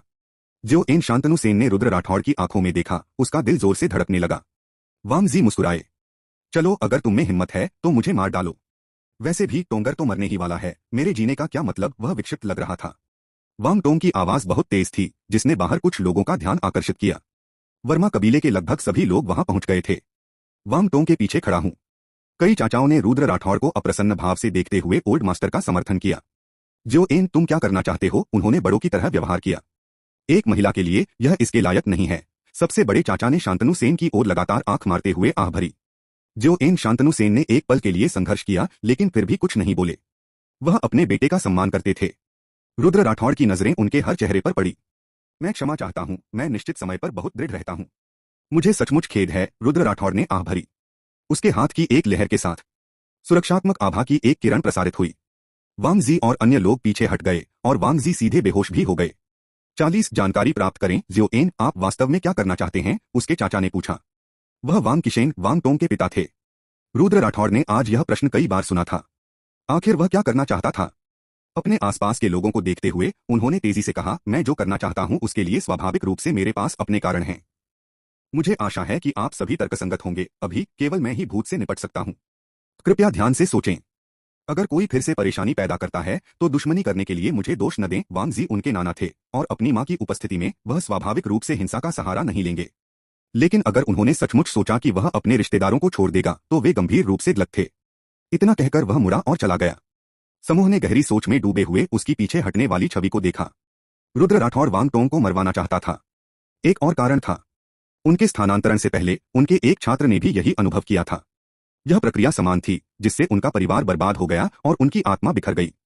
उस छात्र के साथ उसके अच्छे संबंध थे, लेकिन वह भी एक नश्वर व्यक्ति था। मदद करने को तैयार था लेकिन असमर्थ था, इसलिए वह केवल हर किंगडमिंग महोत्सव में घर पर उसके लिए धूप जला सकता था।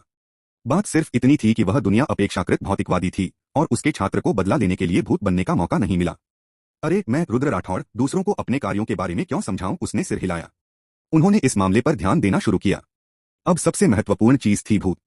जहां तक चेन फेंग के समर्थन वगैरह की बात है तो इसके लिए इंतजार किया जा सकता है। सेन परिवार के आंगन में रुद्र राठौड़ कुर्सी पर बैठे अगले कदम पर विचार कर रहे थे। सीता कुमारी, जुबैर चौधरी को ढूंढो और वांग टोंग और उसके समूह द्वारा उस समय मारी गई महिलाओं की जानकारी की जांच करने की कोशिश करो, जिसमें उनकी शक्ल भी शामिल है। सबसे दुखद भाग्य वाली महिलाओं को चुनो। सीता कुमारी अंदर चली गईं।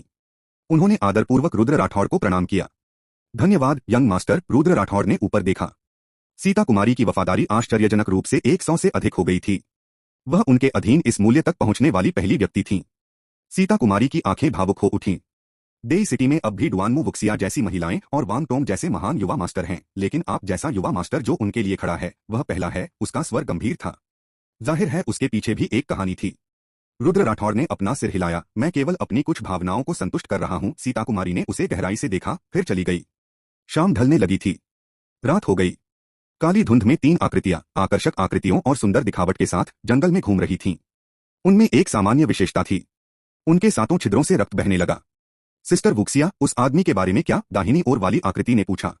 उसने डुआनमू वुक्सिया को रुद्र राठौड़ के बारे में बात करते हुए सुना था। एक इंसान जिसके शरीर में बहुत सारी आंत रुकी हुई थी, उससे निपटना थोड़ा कठिन था। बीच में डुआनमू वुक्सिया ने अपना सिर हिलाया। मेरे अस्तित्व का उद्देश्य बदला लेना है। अगर वह अब भी मुझे रोकता है तो मैं उसे मार डालूंगा। लेकिन हम उसे हरा नहीं सकते, दूसरे भूत ने कहा। डुआनमू वुक्सिया उन तीनों में सबसे मजबूत था। यदि वह ऐसा नहीं कर पाती तो निश्चित रूप से उन दोनों का मेल नहीं होता। तब हम अपनी आत्मा को जला देंगे, भले ही इसका मतलब आत्मा का उड़ जाना और आत्मा का बिखराव और हमारी चेतना का विनाश हो, फिर भी मैं उन्हें मार डालूंगा। मैं पीछे से आए उन लोगों में से एक को भी जाने नहीं दूंगा। डुआनमू वुक्सिया की आंखें ठंडी थीं। बिल्कुल सही, वे सभी उस आदमी द्वारा सेन परिवार में लाए गए हैं। हम उन सभी को एक ही बार में पकड़ लेंगे। बाईं ओर का भूत हंसा। डुआनमू वुक्सिया ने कोई जवाब नहीं दिया। ये दोनों बहनें आत्मिक शरीर थीं जिन्हें उसने अपनी जन्मजात क्षमताओं का उपयोग करके संघनित किया था। वे उसके सक्षम सहायक थे। उनकी ताकत उसकी तुलना में थोड़ी कमजोर थी, लेकिन वे निश्चित रूप से कुछ ऐसी चीज नहीं थीं जिनसे मोर्टल्स निपट सकें। अचानक उसके दिमाग में रुद्र राठौड़ की छवि उभरी। चाहे तुम कोई भी हो, अगर तुमने मुझे रोका तो तुम मर जाओगे। छोटे भाई जियोएन, आप क्या कर रहे हैं? वांग टोंग ने कमजोर ढंग से कहा। उसने पूरे दिन खाना नहीं खाया था। वह सवेरे से यहीं छिपा हुआ था। यदि उसकी क्यूई संघनन खेती नहीं होती तो वह बहुत पहले ही मर गया होता। चुप रहो। उसके बगल में एक युवक ने घूरकर उसकी ओर देखा। वह कियान परिवार से कियान दो था। भाई ली, कोई गलतफहमी होगी। जब तक आप मुझे जाने देंगे मेरे कियान परिवार में सब कुछ आपका है। हाँ हाँ, जब तक आप मुझे जाने देंगे मेरा गुई परिवार निश्चित रूप से आपको कई लाभ देगा। गुई परिवार के शेष युवा मास्टर गुई वुक्सिन ने कहा। उनके बगल में एक बूढ़ा आदमी जमीन पर चुपचाप लेटा हुआ था। यह डेनियुकुन के शिक्षक फेंग चुनक्यू थे। दूसरी तरफ गार्ड और नौकर के वेश में 20 से अधिक अधेड़ उम्र के आदमी भी थे। पूरा प्रांगण संगठन के सदस्यों से घिरा हुआ था। कुल मिलाकर 400 से अधिक प्रवेश द्वार पर और छतों पर खड़े थे और हर किसी को प्रवेश करने से रोक रहे थे। उनमें से जो सबसे अधिक संघर्ष कर रहे थे वे थे वर्मा कबीले के वांगजी और वांग किशेंग और कियान परिवार और गुई परिवार के मुखिया। वांग टोंग और अन्य दो अपने अपने परिवारों के खजाने थे। जब वे छोटे थे तो उन्हें हर तरह का स्नेह दिया जाता था और फिर जब वे बड़े हुए तो काम करने के लिए विशाल संसाधन दिए गए। उन सभी को परिवार की अगली पीढ़ी के मॉडल के अनुसार विकसित किया गया था। शांतनु सेन, क्या आप कुछ नहीं कह सकते? वांगजी ने नई बैसाखी पहन ली थी और निराश होकर अपने बगल में शांतनु सेन को देख रहा था। हाँ भाई ली, वह आपका बेटा है। जल्दी से कुछ कहो, उसके लिए विनती करो। कियान परिवार और गुई परिवार के दो परिवार के मुखिया चले आए। क्यू शुआंग एक तरफ खड़ा होकर विचारपूर्वक देख रहा था। शांतनु सेन ने कड़वी मुस्कान दी। हर कोई। इससे पहले कि वह बोलना समाप्त कर पाता, 3 काली आकृतियां अचानक आसमान से उतरीं। काली क्यूई उनके चारों ओर लिपटी हुई थी, जिससे एक भयानक आभा निकल रही थी। रुद्र राठौड़ जमीन पर पालथी मारकर बैठ गए। सभी 5 मील दूर इस जगह को छोड़ दें। यदि आप बाद में लड़ाई में फंस जाते हैं तो आप अकेले हैं। वह अपनी हथेली ऊपर उठाकर खड़ा हो गया। उसकी नजर सामने 3 लोगों पर टिकी थी। वे सभी भूत थे, एक डुआनमो वुक्सिया और अन्य 2 को वह नहीं पहचान पाया। संगठन के 400 से अधिक सदस्य पीछे हट गए। जरूरत पड़ने पर वे दूर घात लगाकर बैठे रहते हैं। वे दर्शक, जिनमें कियान परिवार के मुखिया, गुई परिवार के मुखिया, क्यू शुआंग और अन्य शामिल थे, भी पीछे हट गए। उन सभी ने रुद्र राठौड़ के तरीकों को देखा था। एक ही हथेली से आंगन को चकनाचूर करते देखकर दूर रहना ही बेहतर था। ये सभी लोग आपकी मृत्यु से संबंधित हैं। मैं उन सभी को यहाँ लाया हूँ, वांग टोंग, कियान डो, गुई वुक्सिन और वह व्यक्ति जिसने अभियोग लिखा था, साथ ही गार्ड और नौकर जो उस समय उनका अनुसरण करते थे। रुद्र राठौड़ ने शब्दशः कहा। 3 भूतों का सामना करते हुए उसने सावधानी पूर्वक गणना की थी कि अपने अंतिम यांग हमलों के साथ उसके पास सब कुछ हल करने का आत्मविश्वास था। वैसे भी वह नहीं मरेगा। आप क्या करना चाहते हैं? डुआनमो वुक्सिया आगे बढ़े। उसके शरीर से काली धुंध सरक गई, जिससे उसके अंदर का संपूर्ण स्वरूप प्रकट हो गया, लेकिन खुली त्वचा घावों से ढकी हुई थी। आप पहले भूत हैं जिनका मैंने अपने जीवन में सामना किया है। मैं आपकी जानकारी के बारे में और अधिक जानना चाहता हूं। धीरे धीरे बोलने पर रुद्र राठौड़ की सुरक्षात्मक आभा सघन हो गई। तुम क्या जानना चाहते हो? बस पूछो। मेरे लिए उन्हें यहां लाने के मुआवजे के तौर पर डुआनमो वुक्सिया मुस्कुराया। वह महसूस कर सकती थी कि रुद्र राठौड़ ईमानदारी से वांग टोंग और अन्य लोगों को यहां लाए थे। यह आदमी सचमुच ऐसा करना चाहता था। इसी तरह जानकारी को समझने की उनकी इच्छा भी वास्तविक थी। क्या आपके पास ज्ञान है? क्या आप दिन के दौरान घूम सकते हैं? आपकी ताकत का अनुमानित स्तर क्या है? क्या कोई क्षेत्र विवरण है? क्या आप उन अमर लोगों के बारे में जानते हैं? बेहतरीन नॉवल पढ़ने के लिए आप हमारे यूट्यूब चैनल और Telegram premium channel audio journey के साथ जुड़ सकते हैं। उसने अपने मन के सारे प्रश्न निकाल दिए। डुआनमो वुक्सिया ने उसकी ओर देखा और धीरे से उत्तर दिया और उसे वह सब कुछ बताया जो वह जानती थी।